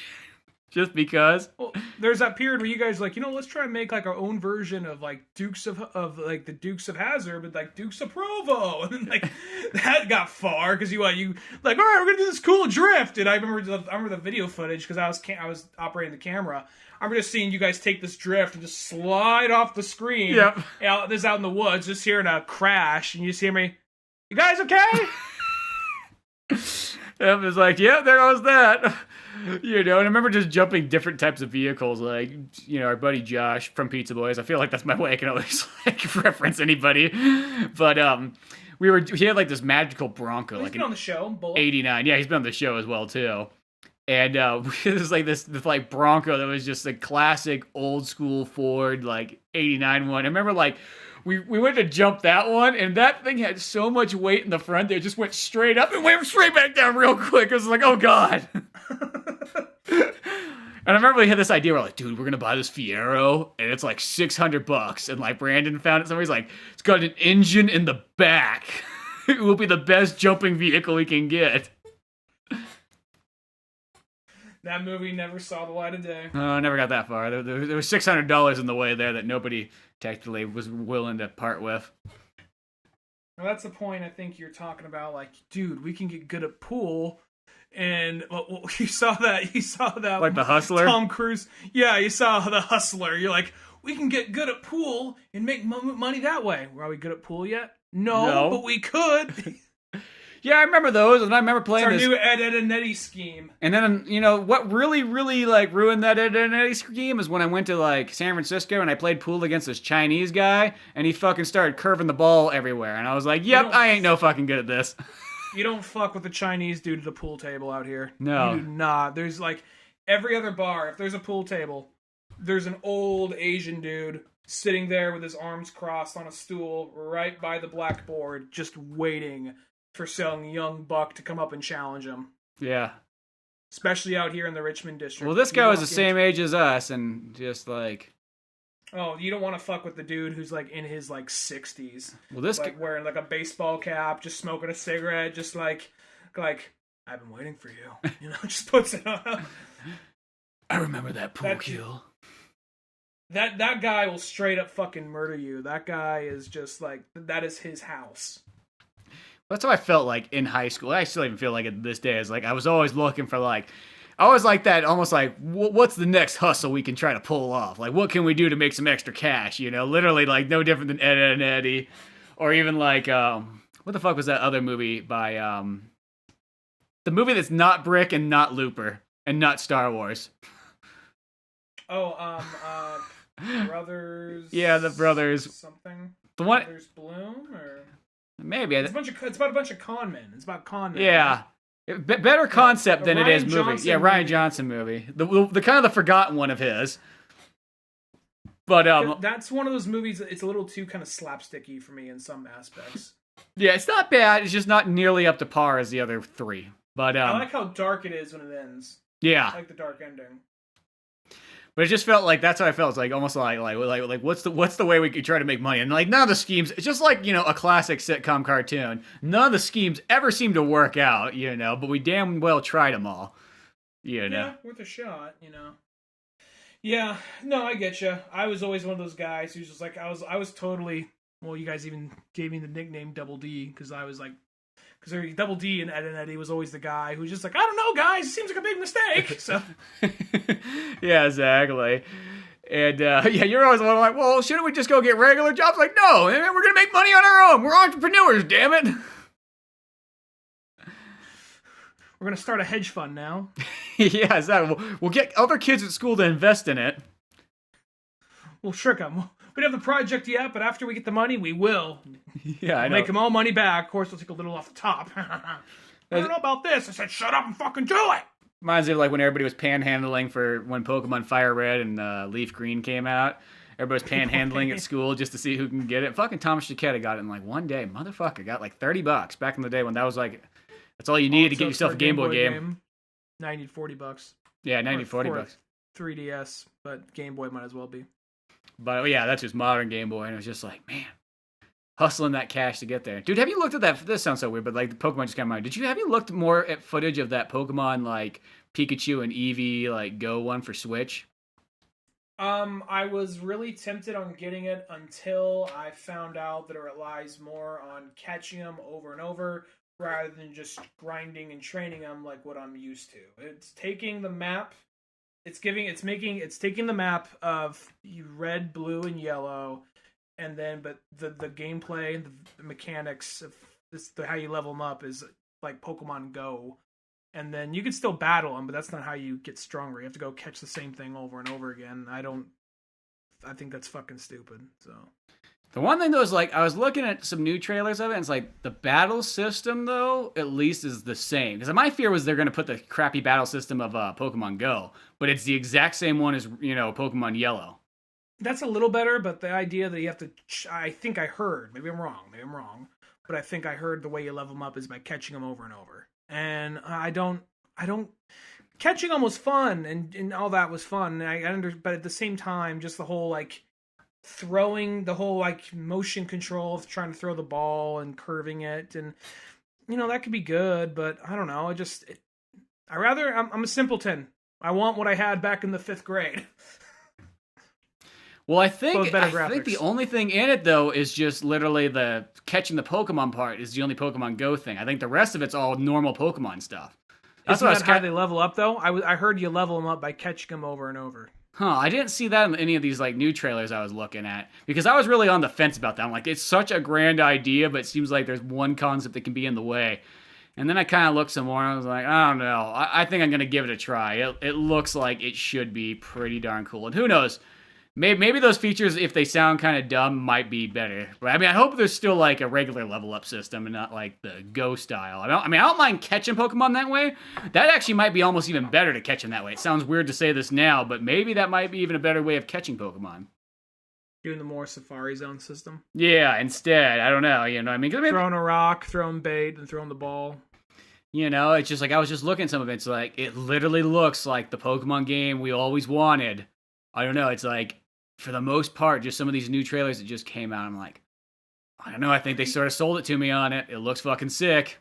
We'll see. It's like when I said, like, I want exactly what I had in the 5th grade. I mean, times change, so I'm not expecting. I don't really have to have that exact same thing. But I don't know. I mean, The idea of catching the same thing over and over, and that's how you level it up. Maybe, I hope that's not the case. Maybe, I'm hoping I misheard that or misunderstood it. But we'll see when that game comes out. Yeah, exactly. Because if that's the case, that might be kind of like the one sucky thing about it. I don't think catching them up's going to be the worst thing, but... Have you played Red Dead Redemption 2 at all yet? No, I'm still playing Dragon Quest 11, and it's just like... I feel like I'm speaking of Dragon Quest 11 to people like I'm like a fucking born again Christian. And I'm like, oh my god, oh Jesus, you haven't discovered it yet? Like, wait till you sit down and you open up the book of Dragon Quest. Boy, I tell you what, you know. And it's like I can't say more good things about it. But even Dragon Quest, like, okay, like I kind of beat like the main story of the game, and it has its credits and everything like that. And then you can kind of load up again, and there's all this extra shit to do that like. Any other game this day and age would have charged you as a DLC for. And Dragon Quest just gives it to you. I mean, they already gave you like such a humongous, like perfectly complete RPG. And then just to be like, oh yeah, here's some like not even just like light bonus stuff. Like here's some like full on, like a whole other act of gameplay and all kinds of like story elements and all these like different new things to go after. And it's just like, oh my fucking god, like this game like just keeps delivering, and like it gets me. It's so made for like the retro gamer. Just like it's so dialed in. I mean, I kind of thought about this too. I'm like, really, because I only played Dragon Warrior like 1, 2, and 3 back in the day when it was still called Warrior, like a man, like the Wounded Warrior Project. But then like, so I never played Dragon Quest like 8 and 7 and and those were kind of like the last two like main ones. There was like, an online one and like the DS ones and so on. But since I maybe never played those, I have more of that feeling. Like that kind of feeling like when you come into something a little bit late and it's almost like you have this catch-up phase. You're like, it's the most amazing thing ever. It's like, well, yeah, because you get to see all like the improvements over the years just all bottled into one nice package. It's not like you kind of worked your way through. We're probably... it could be one of these ones for Dragon Warrior. I think about it, like maybe if you played every single one of them and you got into number 11, it'd be kind of like, oh, well, yeah, it's a really cool game, but it's stuff I've seen before. It's not treading new ground. I think for me, it's just like, it gives me that classic feeling of like playing fucking Final Fantasy 9 and 7 and 8 and so on, like in the 90s, but with the modern day graphics, like I've always wanted that fucking PlayStation 3 and Xbox 360 and, none of these systems for a while have really delivered. There's a couple like token games here and there, but they've never been like that A+ game, and like they've been on handhelds too, but I'm talking about console level. I want the big boy stuff. So that's how good Dragon Quest is, that it can make me leave a sealed copy of Red Dead Redemption 2 sitting there. That's how fucking good Dragon Quest is. I wanted to say that on the cover of like when they re-released the game, like so good you'll leave a sealed copy of Red Dead Redemption 2 on your stack. I haven't even cracked open Red Dead Redemption 2's seal yet because I'm like, you know what? I'm gonna fucking finish Dragon Quest. I'm gonna go there, and I know everybody else is playing Red Dead, which is so odd. It kind of blows me away that Red Dead is like a ridiculously popular game because Westerns are not popular whatsoever. At the end of the day. Like, me and you fucking love them, but it's always like I kind of forget that, like, the average Joe just is not into Westerns. It's just not a common thing. Well, I'll say this. I wish I was as passionate about Red Dead 2 as you were about Dragon Quest. I don't dislike the game. I like it so far. Part of me, because I loved Red Dead Redemption, the last one, but Red Dead Redemption 2, something about it. I'm wondering if... Because the last one came out, like, what? Like, almost 10 years ago. 2008 or 9? 2009, 2010, somewhere around there. So that came out a while back.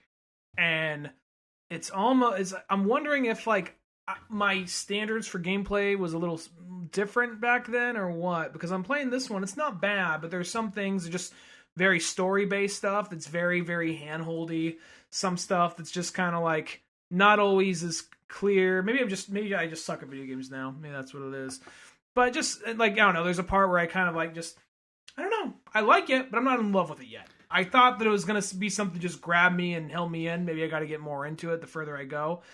But there's this one thing where I'm kind of contemplating because I just killed like this legendary bear thing and I was going to go make a pelt out of it, but I have to find a trapper. On my way to find the trapper, my fucking glitch happened. My horse kind of partially went up a rock, flipped over and died. And like, kill your horse or leave it. I'm like, God fucking damn it. I was just starting to like this horse too.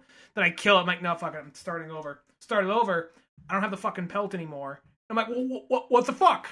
what the fuck? What's going on? What the fuck? And then I'm thinking like, I don't know how important this thing. I'm probably not that important to the story, but still, I was like, do I want to restart this all over and go through the slow story thing in the snow that took like an hour to do? Or do I just power through this? God fucking damn it. You know what I mean? Because there's so much story stuff at the beginning. It takes forever to get it rolling, you know? Yeah, and it's funny. You say that, and I've heard that from a handful of other people that they're like, it's good, but there's just something kind of wonky about it. Like, everybody keeps telling me that there's just something off about the game. Like, it's not bad. It's just like... It's a beautiful game. It just sounds like it's not like... I don't know. It's like one of those ones like... Because I'll say this... Personally, myself, as far as open world games go, that is like not really my favorite genre. Back when we were fucking dressing up in suits and putting on fake mustaches, I fucking thought open world was awesome. And like, the PS2 days and everything like that, everything open world was sweet at that time period. But nowadays, I really don't like open world too much. Like, I don't generally buy games that are open world. Red Dead's like an exception, because I just feel like a lot of times what you've kind of learned with open world games is that it's a big open world just so it can extend itself so that it makes it feel like it's a longer game than it really is, And, I mean, Grand Theft Auto and Rockstar have always been... They're like the ones that, like, if anybody does open world right, it's them. You know what I mean? Mm-hmm. I feel like you can trust them with open world. When everybody else sort of does it, I kind of, like, a little bit, like, stand back. Like, well, I don't know, guys. But, I mean, Red Dead, of course, is like, it's a must-get. I mean, it's a Western game. I mean, like, we've gotten, like, 10 Western games in, like, 40 fucking years of video games, at the end of the day, practically. Maybe a couple more, but still, it's such a rare genre. So it's like, oh, gotta get Red Dead no matter what. But it is interesting seeing these just kind of, like, it's almost like when games, this sounds so weird. Does it have the problem where games try to be too story-oriented? Because I feel like that almost kind of... Video games can have story, but when they start getting to the point where, like, the story is almost, like, overbearing and you're not Metal Gear Solid, if you're Metal Gear Solid, that's okay. That can get away with it, but everybody else really can't do that. It tries to do this shit, because at first I was trying to work my way around it, because I'll say this. This one lets you be a lot more... This guy's a lot more morally ambiguous, because it's a prequel. John Marston's in it, but you're not playing as John Marston. You're playing as this guy named Arthur Morgan. Mm-hmm. And... Arthur Morgan, the way he goes in cutscenes, he seems like he can kind of go either way. The game has no problem with you being a cutthroat cocksucker in this game at all. But there is one thing that it tries to get across different things you got to do within the world by introducing them into missions, which sounds like a good idea, but it's a little forced. Because what ends up happening is there's this one part where, like, okay, because you're all part of this this whole group, this whole, like, gang. Mm-hmm. And this one guy, this one drunk guy, the priest of the group, wanders off. And there's this one guy he's kind of starting shit with. They're fighting. And I realize, like, I just start fighting the guy. And my guy automatically pulls up the knife and kills him. I'm like, whoa, what the fuck? I didn't want to kill the guy, because, chances are this guy's a drunken asshole. Chances are he started. I don't want to kill this guy. So, restarted that mission, and he automatically just pulls a knife out and kills this guy, just so someone else can witness it, and be like, wait, I'm gonna call the authorities. So then it's teaching you the mechanic about, if you kill someone in front of someone else, they can go run and tell the cops. Now you gotta track this guy down. And maybe I missed so it's one of those things where it literally didn't give you an option. It was showing this to you just so you, which I get, but at the same time, it's just like, I don't really want to kill the guy, but you know what I mean? I miss the kind of days when games just used to drop you into them and you just played them. You didn't need the fucking hand-holding. I don't know why we still have this hand-holding. It's like, for 20 fucking years, everybody always bitches about the hand-holding in video games, and they still keep giving it to us, Mm-hmm. It's like... God, it's like one of those ones, like, it's like, especially like just playing Dragon Quest just raised the bar so fucking high on games where, like, the story was so balanced, it never overwhelmed you, because like some RPGs can just fucking overwhelm you with like cutscenes and shit. Never does. The pacing's always fucking fantastic. You're never just stuck sitting there clicking X a bunch of times waiting for the text to go by. And so it's like I just kind of hear some of these things in Red Dead where it's just like it's hand-holding, you gotta watch a lot of long-ass cutscenes, it's going slow. Because I just played Red Dead Undead Nightmare not too long ago, And that I heard one played podcast with you and RJ. That was good. It was. I was like, I told RJ, I'm like, we're doing the survival horror thing. Let's do fucking Red Dead. I know some people might balk at that fucking thing, but I'm like, that's a fucking survival horror in my book. And like, plus it's perfect timing.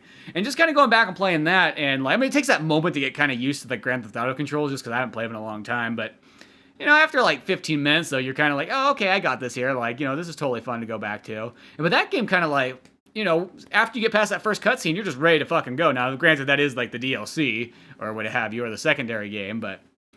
Well, the other thing that kind of irritates me is sometimes it does some of that shit where it tries to... and it's not the biggest thing in the world, but it just still it annoys me. You have to kind of keep your guy fed and kind of try and keep his stamina up. And my thing is people are like, well, it keeps it more realistic. Like, really? I'm going to eat a fucking rabbit and suddenly that's going to cure all my fucking bullet wounds? So it's like that kind of shit. More of like when you give me kind of chores to... I mean, and I'll say this, like, Breath of the Wild did it in a way where, oh, well, in order for me to get through here to there, I need to have some power-up stuff, so let me craft some food that I can, you know, that's going to help me get through this next mission. That makes sense. But when it's something like, oh, I constantly gotta check, because, you know, there's one time I went into a mission, my Deadeye was out, because I didn't get enough sleep previously, so my Deadeye wasn't working right. Like, are you shitting me? I lost this mission because, alright, well, because my Deadeye wasn't working, I was able to shoot these birds, so that means this guy that challenged me, I don't want to pay him, so I'm going to kill him. Bam! This game made me murder a man. Yeah, I don't know. Like, sometimes those kind of things is always are kind of like, do we really need... I mean, like, I remember, because, you know, San Andreas, you know, that was kind of one of the first games to really have something big like that, where it's like, oh, you gotta fucking eat and all this kind of stuff. Which, granted, like, when you play the game, you kind of realize it's like, well, you gotta go get health every once in a while, so then I'll just go eat. But, like, beyond that, that was really all you had to sort of do. I mean, if you wanted to, you could, like, work out and do all kinds of other stuff, or you could get super fucking fat, but it, like, wasn't like you had to do that. And that was more just, like, extra bonus stuff. Where this one sounds like you almost have to do these things. It's like, they're not extra bonus. You have to balance it out. You have to find the balance. It's not one of those things like, the health has never really fucked me, but the stamina and Deadeye thing has fucked me. Or it's like, I'll fall down like a fucking hill, and all of a sudden everything's all weird and like all kind of groggy because I just took like a hit in the head or whatever. So like that kind of shit, you know, they're trying to make it realistic to some extent, but like the game, it's already not realistic. Why? Because if you got shot back then, you were fucking dead. Even if it was in the leg, chances are you're fucking dead, or your leg was gonna get amputated or some shit. So you die, you know, if you were lucky if you lived to 33. So you know, it's sometimes just that thing. It's just like, let a game just be a game sometimes. Like, you know what I mean? Like, it's... Make it like Gun, where, you know what? You get fucking shot and you take a swig of whiskey and you keep going. Now, to be fair, I'll say this. To be fair, I'm not that far at all in the game. I'm not far at all. I only kind of played it. I got it on Sunday. Haven't had a chance to play it really since then.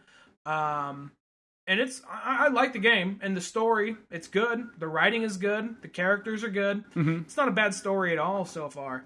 And I'm invested. I'm not in love with it like I thought I'd be. It's like one of those things, maybe I'm just an old man gamer now. Just not that magic moment kind of like that. Well, because I think that's the thing is like, there's that thing where like, you know, Red Dead just sounds like it should be the most perfect game ever made. And when it's not really, you know, I guess if it's just not 100%, and even if it's only like 90%, which is still fucking good, it's just, you know, you kind of see like, well, why is this not as good as I thought it was going to be? Or something. To be fair, I went in with very high expectations. As I say, I think... And that's the thing, because really, like, I mean, I always feel like Grand Theft Auto, like, the only time I felt like they ever sort of let me down was Grand Theft Auto 4. Other than that, though, they've always been so stellar, you know what I mean? Every single main game they've ever released. And 4 just felt like that one where it felt like 2 steps backwards. It was like, what? We had so much shit to do in Vice City and San Andreas, and now we're back to, like, just doing missions and nothing exciting and no cool vehicles and... I never really seriously played 4. I just kind of went on some killing rampages in 4. But number 5, I think they got that all like squared away. Yeah, it was like 4 was one of those ones. I mean, granted, at the end of the day, I guess if you just accept it for what it is, it's not a bad game. But it just, I don't know. I just felt like coming off of San Andreas, of like how pure amazing San Andreas is, and that game still, even to this day, holds up super fucking well. You know, and there's just so much stuff to do in it. And then you kind of had 4, and it was just like, it felt like a sequel to 3 if Vice City and San Andreas never came out, you know? Mm-hmm. So it felt kind of weird to have less. And I mean, granted, they did add more stuff to it, made the controls better and so on. And we see that in like Red Dead, because Red Dead's, the engine of it. But no, I look forward to still starting that game up, even though I know it's so stupid because it's like fucking, I bought that Pokemon game and it's like, that comes out next fucking week. I am an idiot and I still haven't finished Dragon Quest XI yet. No, well, Pokemon I think is more of a light game. You could probably just pick up and play. Pokemon doesn't take a lot of concentration or anything like that. Really? Pokemon's an RPG. It's not as long as like I don't think Dragon it takes Quest. a lot of concentration. I mean, it takes some grinding, but it doesn't take as much. I think Pokemon it's pretty easy to pick up and just kind of come to, and you know what I mean. No, I don't actually on that one. Pokemon always comes across to me as just like, it's like no different than having a Final Fantasy or a Dragon Quest or something like that. It's gonna be a big time investment, probably. It's gonna be. It's just time investment, but it's one of those things I never found Pokemon to be all that hard, But then again, I don't know. I'm not saying it's hard. It's just one of those ones though. Pokemon is one of those games. Like if you kind of came back to it like 2 weeks later, you might be like, "What the fuck am I supposed to be doing?" It's definitely like, I mean, nowadays they might have something that kind of explain. I mean, granted, this one's something we've already played before, just a remake. Maybe that's the thing, because Red and Blue, I feel like I already kind of know those games like the back of my hand. So I feel like a remake of it with better graphics, it's one of those things you just pick up and play casually, no big deal. You know what I mean? Yeah, maybe with this one, I was gonna say, but like, if it's a new Pokemon game, it's like, no, it's treated just like any other RPG. It's like, you can't just come in and just willy-nilly go back and forth. Because I even thought about that with Red Dead. It's like, nope, you are not taking two big story games and trying to go back and forth. That's always that idea you have that you think can work, but it can't. It doesn't. You know what I mean? It's just like, I remember I tried that when Mad Max and like Metal Gear Solid 5 came out, and for about 3 days maybe, I went back and forth, put a couple hours into each one, and all of a sudden it was just like Metal Gear Solid the whole way through and never fucking touched Mad Max again. Well, It's so let's sad. see how that goes. So there always is that, but because that's why I said, Mad I'm Max like, may have been the better game too. yeah, that's a tough call. I mean, like, Metal Gear Solid is like, granted, it's not a perfect game, but at the same time, the gameplay mechanics are fucking perfect. Just it's not giving you that but that's a beyond topic there. Mad Max was still fun, but it's like, I don't know what it is. The ones that aren't Batman by Warner Brothers, I find them to be like way more frustrating, and they almost like that one in the fucking Lord of the Rings game. Like, they put me like in rage mode. And it stresses me out playing those games, because the thing is when shit goes down in Batman, you're like, oh, let me get out of here. And you just grappling out of there. And Mad Max, when shit goes down, it's like, oh, let me grab shit. And same with like fucking like Lord of the Rings. I can't grapple out here. It's just like, I just get the fuck beat out of me. Just the Eye of Sauron, like, you fucked up again. Yeah. I mean, Something it was like that. I know they have a thing where you die. They have some kind of enemy system where you get kind of. Yeah, then it gets even stronger. So that you like, by the time you go back to fight that enemy, now you can't kill him because he's like 10 times stronger than you. So I mean, it's a cool system, but boy, it takes a certain time. You need a patient gamer for those kind of games, like. There's that motherfucker. I'm gonna go after him now. Yeah, it's just there was almost too much stress in that Lord. That's why I never got the second Lord of the Rings one. I felt like there was too much stress. But no, I look forward. There's tons of great games, and then also Smash Brothers coming out in a month. It's just like, I feel like by that point, everything else when that comes out, it kind of like calms down. Well, see, Smash Bros is the good thing about that. That's the game you can like kind of throw on, play for a little bit, go back to something else, throw that one on for a little bit, because you're not like, oh shit, let's crank out this fucking huge story. I gotta beat all the major shit in Red Dead Redemption before I get Smash Brothers. So that's my big thing. Trying to finish the major shit of Red Dead Redemption so I can put all my attention to Smash Brothers. Yeah, my goal is hopefully by the time Smash Bros. Comes, I can beat Dragon Quest, which hopefully by this week, Red Dead, and Pokemon. That's a fucking chore right there, but it's just that time of year. But other than that, though, check out oldmanorange.com for more podcasts, cartoons, comic books, movies, and all kinds of fun stuff. Till then, I'm Spencer Scott Holmes. And I'm Ryan Dunigan. We'll see you some other time. Later, folks. Thanks again for listening to the Old Man Orange podcast. Sure, check out oldmanorange.com for more podcasts, cartoons, music, animation, and a whole lot more.